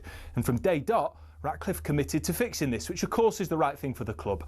But what seemed to get fans' backs up is the way Sir Jim Ratcliffe, accompanied by Sir Dave Brailsford, went about it. For example, talkSPORT understands their lunch options at the Carrington canteen have been reduced to just soup and sandwiches, which the higher-ups at the club say will save them 1 million quid a year. Now that might make sense for many who don't get free meals at work themselves, but it gets a little bit more picky than that. It was reported that after staff brought some stationery, they were ordered to send sellotape back because it wasn't considered essential. The reward for being Steward of the Week used to be 50 quid, but that was scrapped and replaced by a paper certificate. And such is the grip Ratcliffe has on spending, he reportedly scrapped company credit cards, meaning some staff racking up hundreds of pounds worth of expenses and spending weeks out of pocket waiting to be reimbursed. But it's not just the stingy decisions around the amount of tea bags in the cafeteria. In 2024 alone, Ratcliffe oversaw 250 redundancies and more were announced at the beginning of 2025. Now, while there are people who acknowledge that United staff numbers are overinflated, it's the optics which aren't great. Because while all this has been going on, Casemiro's getting paid 350 grand a week, and the club forked out 14 million quid getting rid of Eric Ten Hag and Dan Ashworth. But United fans' rage doesn't just stop here at the cuts. Ratcliffe's unpopular decision to introduce a flat ticket price of 66 quid for every fan, even children, certainly did not go down well. For fans, it feels like the very foundation of the club's support is being attacked for the sake of making marginal financial gains. But Ratcliffe has backed it, saying if you shy away from difficult decisions, then nothing is going to change. And time will tell whether these measures will improve operations at the club and help drag standards up on the pitch. But one thing's for sure, his first year wasn't exactly a charm offensive, and there's still a long way to go for United to be back to where many say they belong.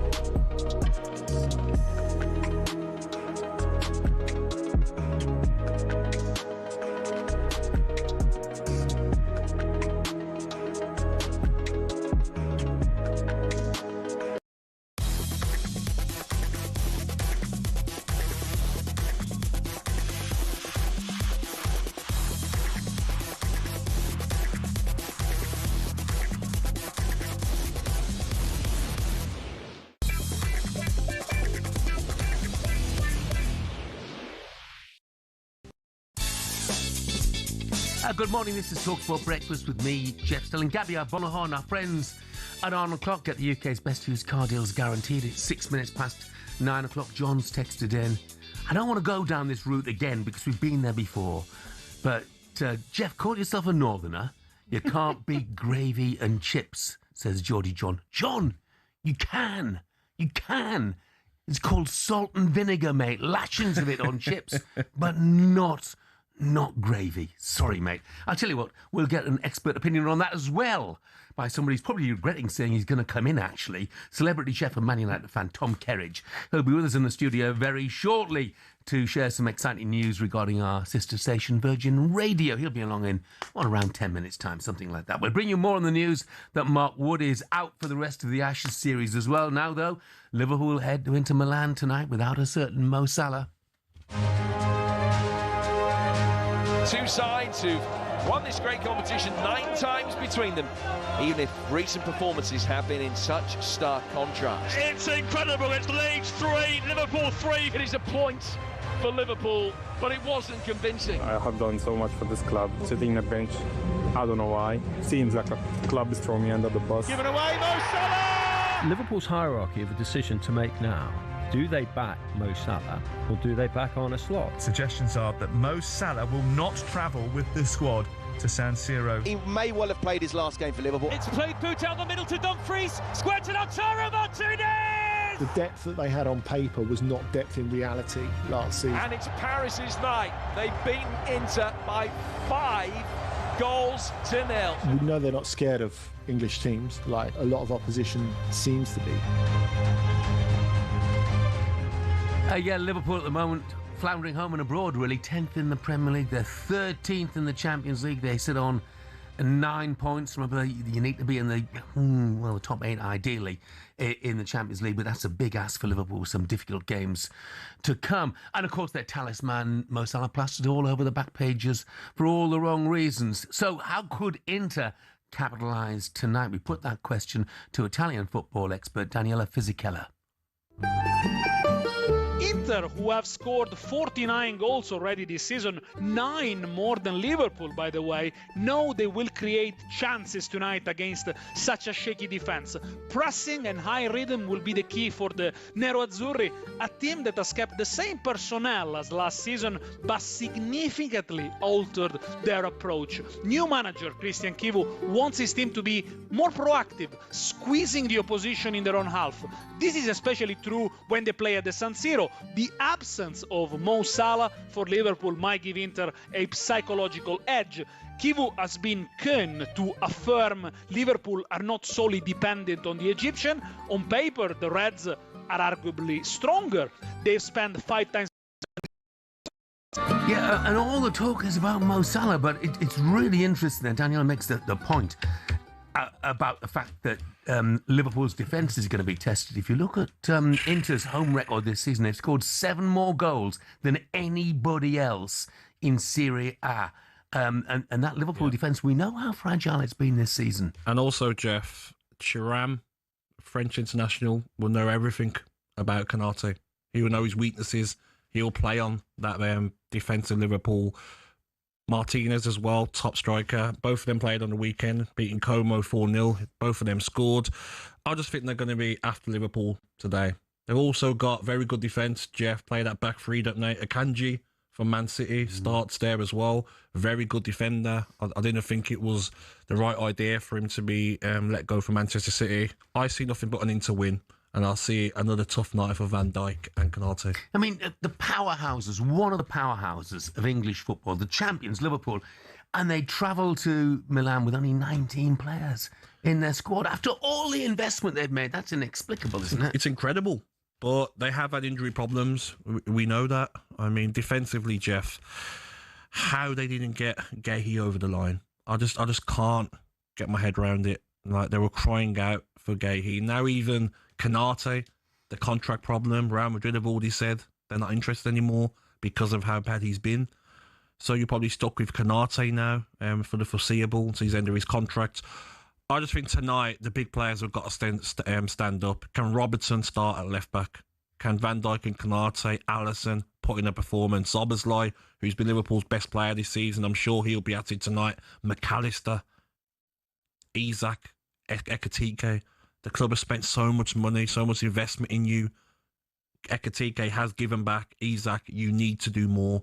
You need to be at it. Can you work harder? What happened to the Isak that receives the ball, does a 1-2 and takes players on and runs past players? He's not doing that at the moment. And this is an almost unthinkable question to ask because this is Liverpool. If they lose tonight, are they in danger, actually, of missing out on the next phase of the Champions League? Because they've got to go away to Marseille. I haven't had a great time in the Champions League themselves, but a tough game. Yes. You know, it could come down to the last match at home to Karabakh. I think, listen, anything is possible in football, but when you look at that squad of players, Jeff, it's just baffling to me how the leaders, Alisson and Van Dijk, haven't got these players together. Maybe they have in the change room and just say, come on, guys. Isak, come on. When you play against us, when you was at Newcastle, you were at it, you were flying around, you were quicker than everybody, you were scoring screamers. We need that Isak now. There's no point sulking or feeling like you've got time to get your fitness up. You've had more than enough time. Ekitike, you keep going. Wirtz, come on, we need more from you. Yes, you've looked better. What do you make in of recent Wirtz? weeks. I mean, he's looked better, but he's still looked miles off what we'd hoped for. I'm just looking at looking at him, Jeff, and I'm like, how better is he going to get? Yes, he's a pleasure to watch on the ball. He's got nice little flicks and 1-2s, but I'm looking at the investment, 113 million, and he's not going to be a goal scorer. Doesn't look like it to me. Doesn't look like a goal scorer. I just don't think that Liverpool paid the right amount for him. Was he a £70 million player?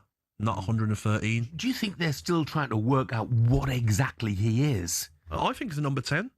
I mean, he has played off the left for Germany and for Leverkusen, but I don't see him in the Premier League. I feel like he'll be a liberty defensively, and he's lost on that left-hand side. And number 10 is where I see him playing. Or if you play the 4-3-3 and you play the sitter and you play 2 8s in front in one of those positions. But he's got to do more, Jeff. He really does. When you watch him, you're like, okay, little part of the game he shows up. But for £113 million investment, I need goals. I really do. Liverpool needing a result, or at least a performance tonight. That is for sure. You're just going to target them, aren't you, tonight, Jeff? If you're Inter Milan, you're just going to target the back four, target them, runs in behind Thuram, use your pace against Konate, play on Van Dijk. And I never thought I'd ever say that, Jeff. I never thought I'd say the words, play on Van Dijk. And that's what it's come to now. Yeah. Adrian and Jeremy, your host for live commentary. Inter against Liverpool. Coverage begins at 7. We've also got Spurs against Slavia Prague for you on talkSPORT 2, both 8 o'clock kickoffs. Chris, the Man City fan, has been on. He says, no. Chips and gravy is a northern dream. Also with lashings of salt and vinegar. Oh. So, Chris, let me get this straight. Chips with gravy, salt and vinegar. No. Oh my god! I'm not a chips with gravy guy. I'm not. No, me neither. No. I'm me not. neither. I like on a Sunday dinner, but not on chips. That's weird. Just the salt and vinegar. Yes. Yeah, you know, ketchup's an acceptable alternative. If you want it. Yeah. Not gravy. Agreed. Coming up, we turn our attention to Manchester United and whether Mason Mount could be in the mix for an England spot.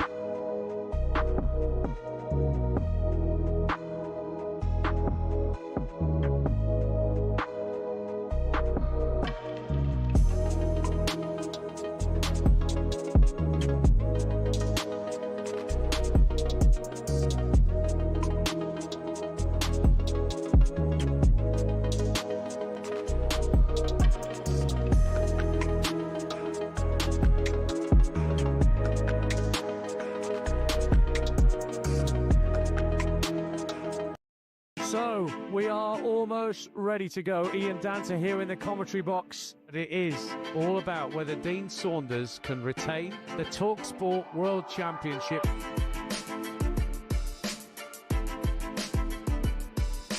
To win the leg. She's got it! Gets it! Double nine! He refuses the handshake.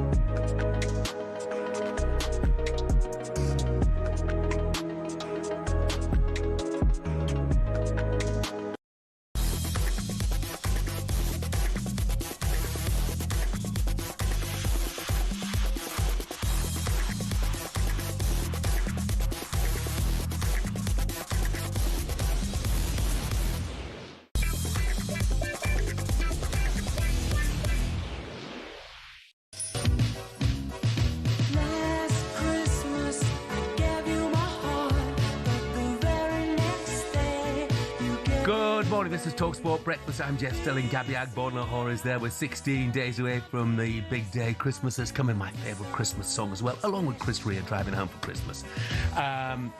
It means the debate that got the nation talking 2 years ago, oh, for goodness sake, is making an appearance again. I am, of course, talking about my take on Christmas dinners.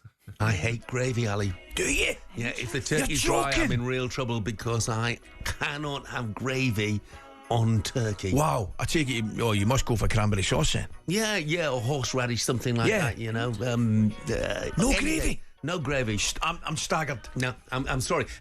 I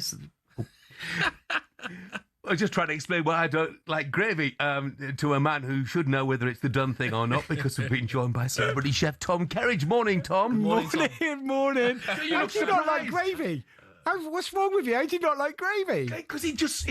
What's gravy done to you, Jeff? Swamps the taste of absolutely everything. You know, I don't want soggy roasties and soggy Brussels sprouts. I'd rather have the taste of those Brussels sprouts, those roast potatoes, with the addition of some bread sauce in all probability, you know, and that's my take. No, I tell you what, do not concur, do you? No, well, I love a bit of gravy. Gravy's like made properly. It's absolutely done with the roasting juices and done lovely. It's really, really nice. And also the flavour of it is the flavour that you get from the juices of the turkey or the beef or whatever it is you're having. The added flavour of what you're having, not like beef and chicken. Yeah, I kind of get that. Like, some people absolutely love turkey. I'm a big turkey fan. Yeah. I love it. I love the flavour of it. I love how you cook it. But a lot of people, they only cook it once a year. Sometimes it gets overcooked, gets a bit dry. It is a tougher meat, particularly if you're buying a really good turkey, because it's outdoor reared. It has a much deeper flavour. The meat is much more textured than chicken. And you were saying beforehand that you don't really like the fact that it's a little bit more chewy. And listen, there's nothing... Christmas, it's much more about the celebration of the family and people hanging out and people everywhere, everyone being together. Cook what you want, eat what you want, just enjoy it. It's like a big roast, and have the roast that you want. We'll get to the reason why you're joining us in a moment, Tom. But I've got another one here, because people have been talking about chips and gravy, very much a northern thing, no doubt about that. But Chris, the Man City fan, says chips and gravy, a dream, with lashings of salt and vinegar. So chips, gravy, salt and vinegar. All together. Have you ever heard of that before? Yeah, it'd be lush, that. I love the idea. Honestly, that sounds amazing. Yeah, loads of salt, vinegar, like even the addition of cheese on it. I love that. Like all of those things together. And also that in a big tray, standing outside a football stadium, waiting to go in, freezing cold, like dipping your chips in with one of them little wooden chip forks. I love all of that. The flavours, the smells. That's brilliant. Yeah, brilliant. Jeff, we'll have to go to one of your restaurants. Yeah, I don't serve some gravy on it. Yeah. But don't worry, Jeff. We can do sauce on the side, Jeff. It's all right. Yeah. We do it for all the other kids that turn up. Sauce on the side. I mean, how tough is cooking the Christmas dinner then? Come on, guys. I mean, I get some, my wife puts in hours and hours to cook the Christmas dinner. Yeah, there's a lot of effort that so many people put into it. They stress about it. A lot of people worry about it. And there's a couple of reasons. But firstly, sometimes most people do a Sunday roast, right? And you're normally doing it for the family, and it might be 4 of you or whatever. Occasionally you'll have a few guests over. But actually, if you start going, I'm doing it for 8, 10, 12, 16 people. The actual oven's one oven, and that becomes a big problem. That's when everybody starts stressing about it. But actually, that's when you need to block off and plan and start doing a few bits and bobs a couple of days beforehand, which isn't a problem. So like you were saying, your wife there, she'll probably get things done, and it feels like she's spending 2 or 3 days getting everything ready, but it does mean that it makes it easier on the day. And there is nothing wrong. The biggest trick that I would say is cooking all your roast potatoes in the morning, get them done, take them out, leave them to one side, particularly if you've got one oven, right? It doesn't matter if they cool down. Then you roast your meat. Take that out, leave that to rest, whether it's chicken, beef or turkey. Right? You leave that to rest. And whilst that's rested, you can then reheat the potatoes. Don't worry about cooking them. So get them cooked first, and then you can get on with everything else. So don't worry about it. And the biggest thing, I think, remove the stress. Don't worry about it. Chill. If you say to people, right, we're having lunch at 1, but you're not ready till 3 or 4, it don't matter. It's Christmas Day. No one's got anywhere to go. Have a glass or 2 and chill out. Exactly. Yeah, but not too much, because then you don't want to mess anything up. But chill. Do people still do Christmas puddings? Yeah. 100. Yeah, Gabby's like, no, you're not Christmas pudding. No, I'm not. No, neither am I. I'll be honest. I love a Christmas pudding. I think they're great. Again, it's a bit like turkey. It's one of the things you wouldn't eat it on any other day, but it's the flavours of it. I love that with like some brandy butter or some cream. It's absolutely delicious. Cold custard and hot Christmas pudding. Absolutely, those for me are magic. I love it. Sometimes you can overdo it, can't you? Like last Christmas, 2 Christmas ago, my missus, she cooked everything. There was potatoes, there was mash, there was mac and cheese, and you're just looking and you're just like, what's going on here? Yeah, it's too much. Yeah, again, you do. Sometimes people do make too much. You got to think of it as a big roast. Exactly. That's it. Just do it. Don't overdo it. Enjoy it. Make sure you got a bit of room for pudding. Whether it's one of them chocolate, whether it's one of those like chocolate Swiss roll log things, or whether it is a Christmas pudding, you got to leave room to enjoy dessert. I tell you, the anti-gravy army is on the march. Ricky says, "I'm with you, mate. Can't stand gravy either. Have a wine and you'll be fine." There's another one here. Lots of people, lots of people are saying they don't like. Do you have sauce on the steak? Do you have peppercorn sauce on your steak? I might have a sauce. Yeah, I'd have a sauce on steak in all probability. What's the difference there then? Come on, Jeff. Because that's just on the steak. The gravy goes over everything. Okay, the gravy goes over everything. Here's another one. You know you're in charge of the gravy jug. Like you can pour it wherever you want, Jeff. You haven't got. Yeah, and I am in charge of it. That's why it stays in the gravy. Well, you get one of them kids' plates where you can separate all your food. There's gravy on the beef. No, what, like in prison? Yeah. Where you get one of them trays and it says. Nathan's a Villa fan and he says, I have to say, Jeff, I'm the same. I don't like gravy at all. To be fair, I don't like Christmas dinners either. He said, but he's fun, isn't he, on Christmas Day? Oh my God, who was that? The Grinch? Was that the Grinch just texted? He says, the missus and 2 of my kids have gravy and my eldest has beans instead. Christmas beans. Yeah, Christmas beans. Hey, look, the gist of it is you can do what the heck you want to. Look, I mean, the reason you're here, Tom, is because you're joining Virgin Radio star-studded Christmas lineup, which includes some of the biggest names in entertainment and music, and you're taking over some shows on Christmas. I am. I'm doing 4 Sunday mornings starting this Sunday, so I'm doing this Sunday and the next 3 afterwards, and we're going to have some chefs on, we're going to have some guests on, we're going to be talking about Christmas food, Sunday lunches, we're looking forward into the new year, we're going to be talking about cocktails, non-alcoholic or alcoholic ones coming up, and that's on the 28th. We've got new things, new restaurant openings we'll be talking about on the 4th of January, like new things to look forward to into the next year. But then this Sunday and the one afterwards on the 21st, we are going to be talking about all things Christmas, any Christmas problems, any issues that people have got, anything that they want to know, any food related questions, drop them in. You can get in touch on 443300 33300, or you can get hold of me. I've even got my own Virgin Radio email address. I never thought it'd say. Can you imagine that? A chef as an 18-year-old walking into a kitchen and now got tom.kerridge@virginradio.co.uk. Drop us an email. You know, any questions to do with food, how to make gravy, and how not to pour it on all of your veg. Yes, Gabby. I'm going to email you. I'm going to ask you, how long can you use the Christmas dinner food for your kids? What, like in afterwards? Yeah. Leftovers. 5, 6. Yeah. Well, do you know what? It freezes down well. That's no problem. Like for me, actually, one of the highlights of Christmas is the Boxing Day. I love Boxing Day when you could chop all the veg out and you like kind of like a bubble and squeak thing with cold meats. And this is why I like turkey, because turkey cold is delicious. Cold turkey sandwich. Yeah, pickles and all of that sort of stuff. Boxing Day is amazing. I love it.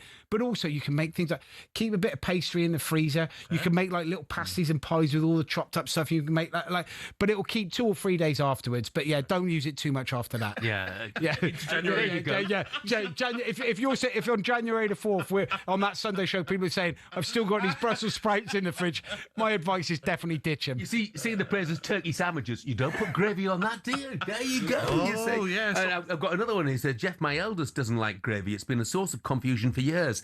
Then again, she is 7. Do you get to pick your music at all? Do you get any? Yeah, I've given him a playlist of what I'd like. There'll be a lot of kind of like 90s indie stuff, like quite a bit of Oasis, some Kasabian, some Placebo, all of that sort of stuff. However, whether that makes it to the play, who knows? It might just be a load of Christmas songs. We'll wait and see. Brilliant. Last word on chips and gravy, and PD in Devon has come up with a real alternative here. He said it's all nonsense. He said, I grew up by the beach in Cornwall. We would have chips with cheese and Tabasco on the top. Oh, Tabasco. I love that, he says. Hey, Tabasco on anything works. Like a little bit of heat is why I love Tabasco. I have it on an omelette. Is that Try that. Yeah, that's great. On an omelette, it's amazing. On an omelette. Like hot sauce on strange. Mega. Yeah, that. But you, Jeff, but the old Tabasco. Well, I'm going to give it a go now. It gets the thumbs up, PD. It gets the thumbs up. Tom, we were meant to talk Manchester United. We haven't got time, mate. So they're doing all right. They're doing all right. That'll do. Look, you'll hear Tom on Virgin Radio when he steps in for Tom Allen on the 14th of December, right through to the 4th of January. Sundays, 10 o'clock in the morning till 1 o'clock. Kitchen tips and advice, soundtrack of his personal favourites as well. Yes. Tom, brilliant to see you, mate. Thank you, Tom. Thanks, guys. Thanks for having us on. Coming up, we'll bring you more on the Ashes news that gets even worse for England fans. Mark Wood out of the entire series. Darren Goff tells us just how bad that is for England's hopes in the series. That's coming up next.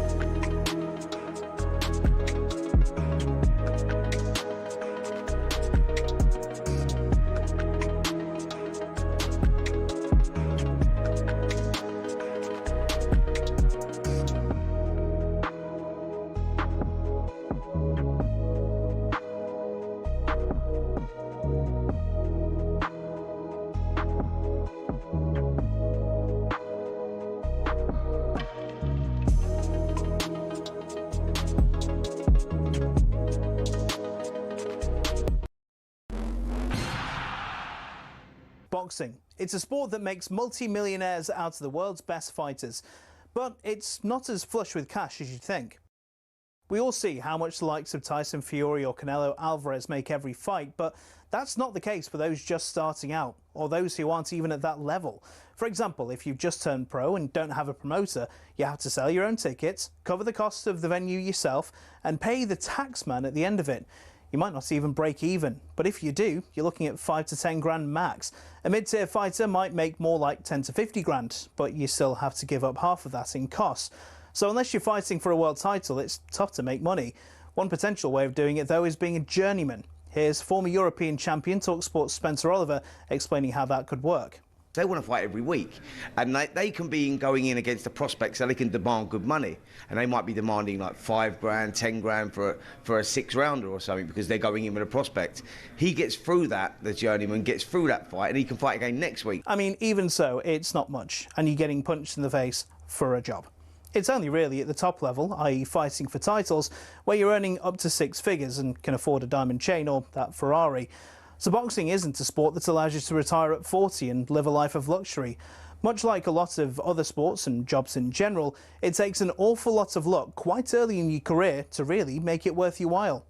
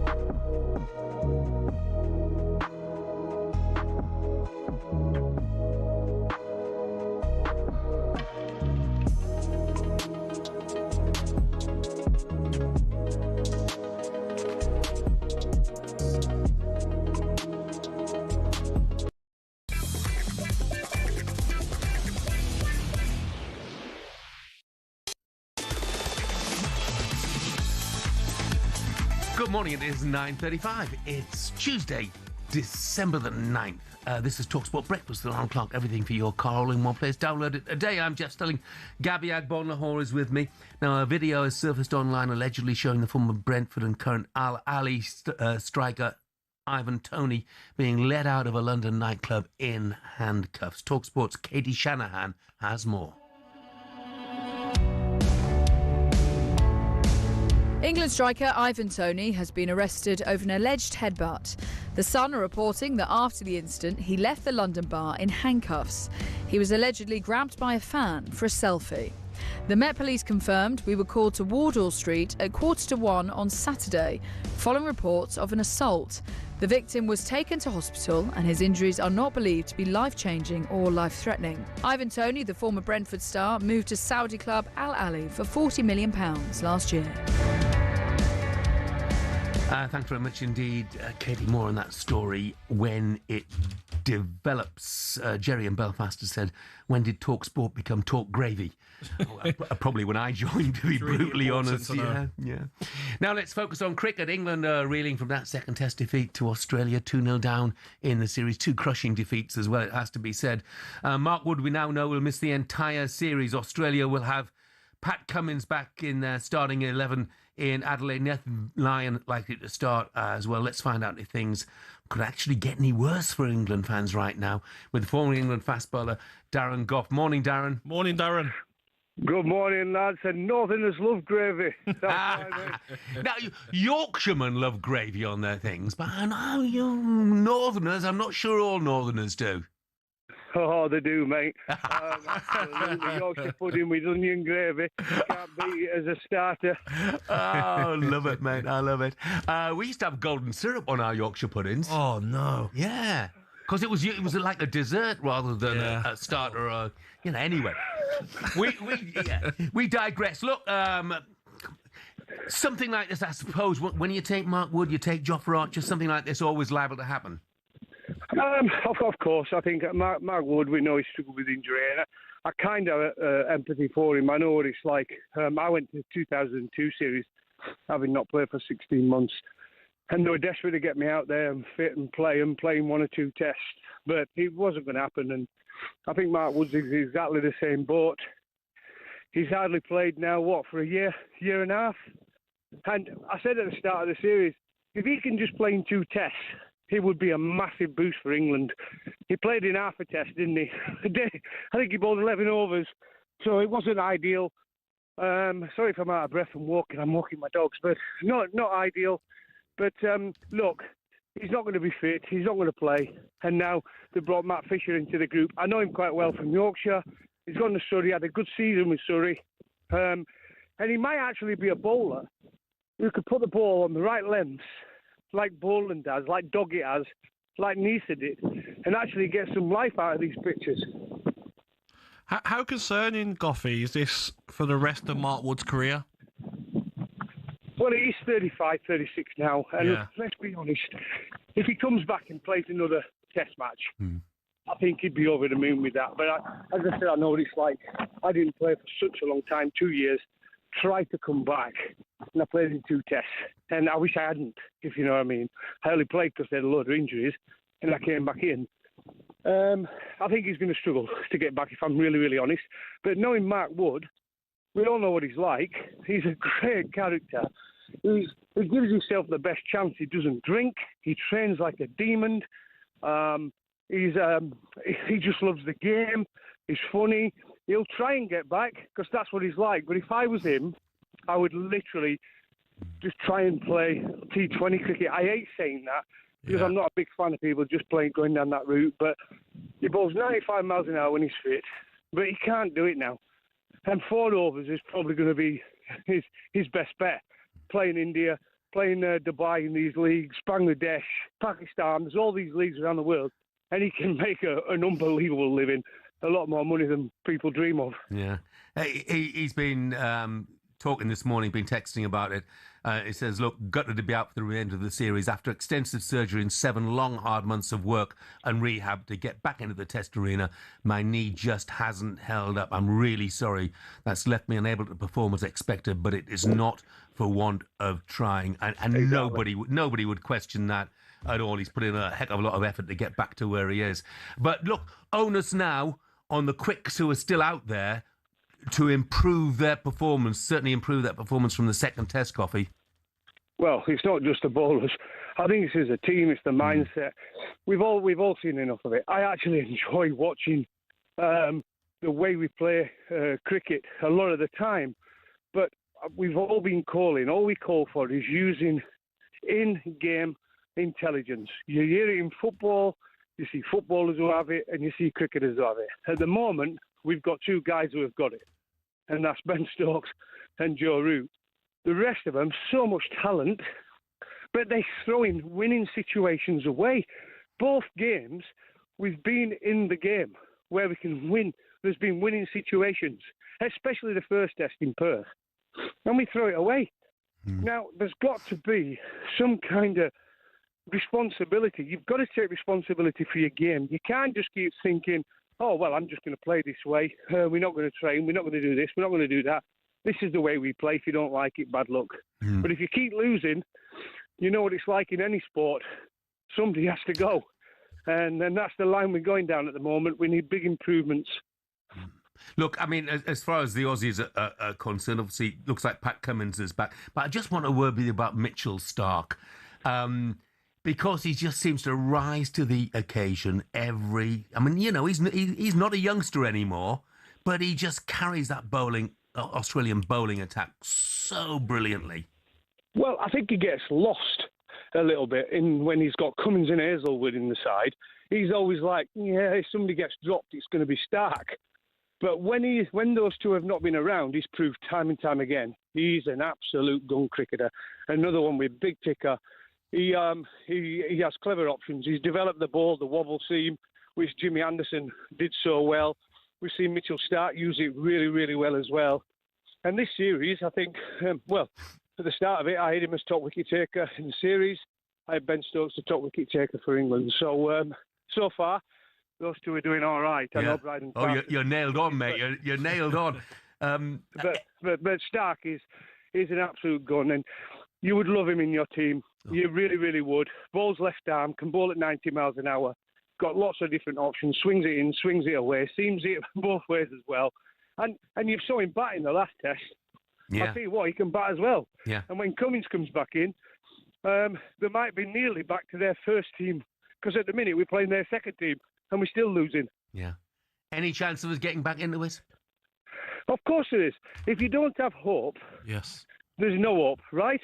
So I think with Ben Stokes as a leader, I'm confident than I would be if it was someone else, because he will sort it out if something needs to be sorted out, because he was obviously angry after that second test, and you've got to believe, and I think it's a psychological reset more than a physical reset, this Noosa trip, a bit of golf, but they're going to be training, and they need to just decide the best way to play in Australian conditions, because for the batting coach to come out and say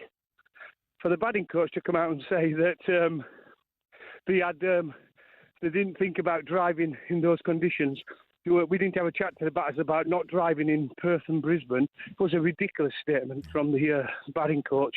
And I think that's what's frustrating fans more than anything. It's just like, it's almost like we don't care what people think. We're doing it this way. And if you don't like it, bad luck. But I think there's got to be a wake-up call and understand that we've got a good team. We've got a good team, England. On paper, we've got a better team than Australia. And we're 2-0 down in 6 days cricket, mate. In 6 days cricket, we're 2-0 down. It's embarrassing. Goffey, you need to give those dogs a breather. They must be knackered. I've got 3 of them, mate. I've got a young Springer, an old cocker who's deaf, blind and got dementia, and a rescue dog. So having 3 of them, I've got 2 of them in my hand, mate. I tell you what, it's a good workout, this. I'm getting 10,000 steps in on a morning, so it's not bad. Yeah, we've got a cocker as well who is deaf as a board, and she's 14 and she's got a touch of dementia as well. But you wouldn't be without them, though, would you, mate? Oh, no, I'm here now, and I love it getting out. It's raining. I'm doing an interview on talkSPORT. and walking my dogs, mate, getting me exercise. I'm covering all bases and talking cricket, which I love. Love it. Hey, Goffy, appreciate it, mate. Hey, well done, guys. Keep going. Take care, mate. Brian's texted in, by the way. He said, Yorkshire is south of Cumbria and Northumbria. Therefore, they're southern softies, Jeff. Thank you, Brian. Third test in Adelaide, by the way, gets under a week today. Of course, we'll keep you updated right here on talkSPORT. Plenty more Ashes content as well on the talkSPORT Cricket YouTube channel. Coming up, Spurs against Slavia Prague is live on talkSPORT 2 tonight. We asked Gabby which players Thomas Frank will look to build his team around next.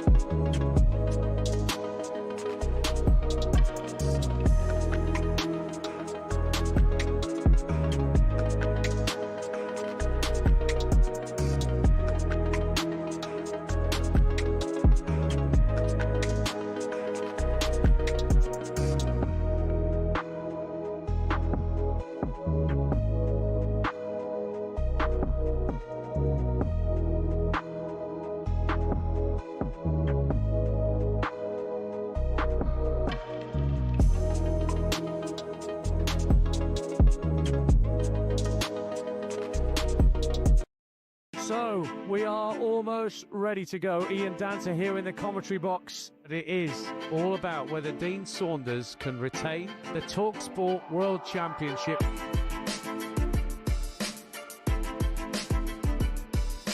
To win the leg.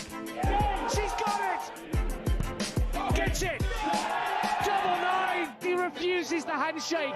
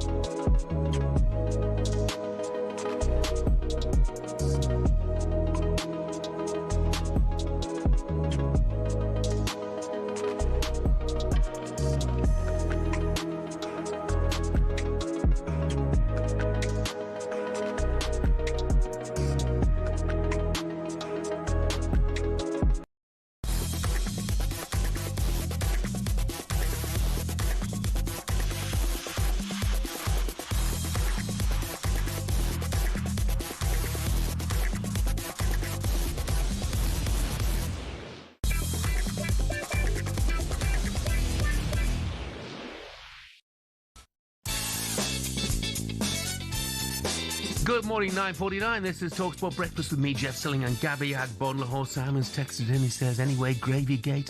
My older brother hates gravy. Can't be anywhere near his plate. He's taken it one step further, though. He doesn't put milk on his cornflakes. Oh, that's a bit you, isn't it? Completely dry. That's a bit you. No.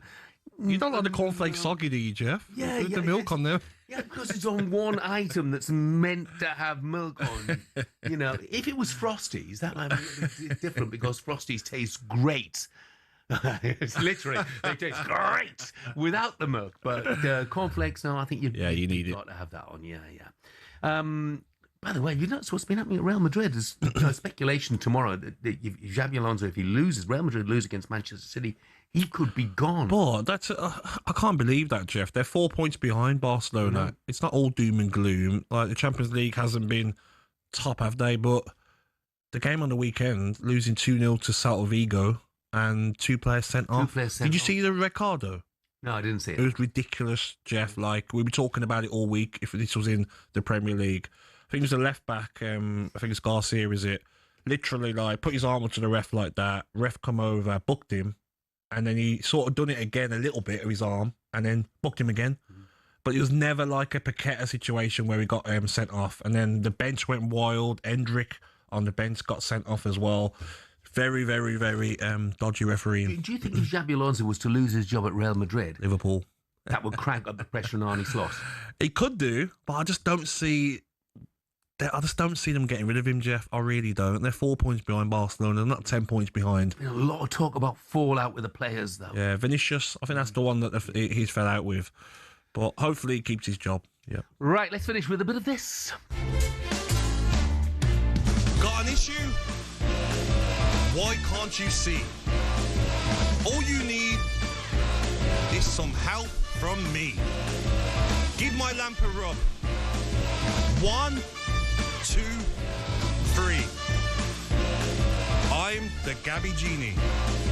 We all know every good genie's able to grant 3 magic whistles with a little rub of their lamp. Genie Gab is no different. Let's have our first rub. Willis is back in here, and he's volleyed the ball into the top corner from just inside the area. His first goal at the Tottenham Hotspur Stadium for Mo Kudus. Mohamed Kudus has come to you, Genie Gab, and asked you to grant him the wish of winning trophies at Spurs. There's no reason why Spurs can't win trophies with Kudus.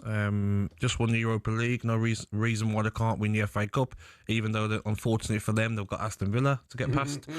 But they need to just keep putting in consistent performances. Let's not get carried away. Very good performance on the weekend. I thought Simmons finally showed up. Now can you back it up week after week after week? Because that's what they've been paid. Big money, big transfer fees and wages to do. But it was a very good performance against Brentford from the whole team. Yeah, it was indeed. Much needed performance from the point of view as Thomas Frank. Let's have our next rub. Mason Mount tucks it away very nicely. Lovely goal for Manchester United. Mason Mount ran onto it, thundered in the volley past the goalkeeper, who was absolutely statuesque. It's a beautiful goal. Mason Mount has come to you, Genie Gab, and asked you to grant him the wish of heading to the World Cup finals next summer. Do you grant him that wish? Very difficult to grant you that wish, Mason, because I look at the group of players that the manager has, the players that play in your position, a lot of competition. But if you, before now and March, international break, if you can put in back-to-back performances, scoring goals, creating assists, getting through games, no fitness problems, then maybe if there's injuries, I can call you into my England squad. He's got to be in that Manchester United side week in and week out, and I thought he was exceptional against goals, Wolves. assists, Jeff, week in, week out, and then maybe you give the manager a decision if there's injuries in your position. And I feel he's got to do it in the big games for Manchester United as well. You know, it's one thing doing it against Wolves, but it's another thing doing it in the Manchester Exactly. I think or when you play Arsenal. Anybody can do it against Wolves. That's how bad they are at the moment. I mean, the time they had, Jeff, and his goal, he just floated into the box. Fernandes, little lofty ball in for him. It was such poor defending. Yeah. Honestly. It was a good run from him, though. Yes. Good finish as well. Definitely. Let's have one final rub. Oh, no. We are in really good position. 2 months ago, we were in the bottom. And of course now we are feeling better, feeling stronger, feeling confidence. The players there as well, increasing their level. We are setting our standard high. Unai Emery has come to you, Jeannie Gab, and asked you to grant him the wish of being considered one of the best managers in the world. Do you grant him that wish? Okay, Jeff, I've got a little bit on Unai Emery that I saw on social media. Okay, Unai Emery, Jeff, took over Aston Villa October 2022. The team were in 14th and 3 points off the relegation zone. From there, they won 15 of their remaining fixtures to finish 7th and qualify for the Conference League. In 2023 to 2024, that followed, they finished 4th and qualified for the Champions League, also semi-final of the Conference League. The 2024-2025 season, they reached the Champions League quarterfinals, where they lost 5-4 to PSG in aggregate, also made it to the FA Cup semi-final, and just missed out on Champions League qualification again. This season, after a poor start, they won 13 of their last 15 games in all comps, including 7 on the bounce. Beaten Arsenal and 3 points off the title favourites. Joint top of the Europa League table after spending 30 million in the summer. Every chance. Hopefully, they can do a bit of business in January, get a few more players in, and there's no reason why he can't bring a trophy home this season. So do you grant him the wish of being considered one of the best managers in the world? 100%. Of course he is. What he's doing with this Aston Villa side shows why Newcastle wanted him and he turned them down before they got Eddie Howe. And if he stayed at Arsenal, I'm sure he would have won the Premier League with Arsenal by now. Oh, wow. That's interesting. I really do. With the funding that Arteta's been allowed to have, look how much money they've spent. And I'm a big fan of Unai Emery. Do you put him on the same level as Pep Guardiola, No. Carlo Ancelotti, Luis Enrique? I don't put it on those levels. No, I don't. Because look what Pep's done at Manchester City. Look what Enrique's done at Barcelona. Just won the Champions League at PSG. But I think there's a lot of clubs in the world that would love Unai Emery with the right amount of backing, Jeff. And I was quite worried because he's been at Aston Villa longer than any other club he's been at. He normally has 2 or 3 seasons, then he moves on. So hopefully Aston Villa can back him in January and we can keep him for a long time. Up the Villa, Jeff. Completely agree with you about Emery. He's a great manager. For me, just below that level of the Peps and the Ancelottis and Luis Enrique's at the moment. But who's to say he won't reach there in years? I love his passion though as well. You know, he leaves everything on the sideline. After the Brighton game, Ollie Watkins says that the manager lost his voice in the changing room because he just gives everything. Oh, he's playing on the pitch. Yeah, I mean, he's a wonderful sideshow. If you watch him in that technical area, he's brilliant to watch. You know, he's like Jeff. I remember playing and had a manager like that, Martin O'Neill, and sometimes you wished you were on the opposite side of the pitch. You know, like you're away from him because he's shouting at you that much. So, Ginny Gab, could you grant me one wish as well? Could you grant Some me gravy the wish for that lunch? I'm not here until next Monday? No, Jeff. I feel like you might have to fill in on Friday morning for Mr. Brazil. I hope you haven't got any inside knowledge on that. I've just been told I'm a genie. Don't make plans for Friday morning, Jeff. Hey, brilliant. Lovely company, Gabby. Always, mate. Top man. Coming up, Jim White and Simon Jordan, Alan Brazil and Ali McCoyster with you tomorrow morning for more of a balance for you on Aston Villa. Check out the talkSPORT Daily podcast, where myself and Ali analyse realistically whether or not Villa can challenge for the title. I promise you I'm not back till Monday. See you then.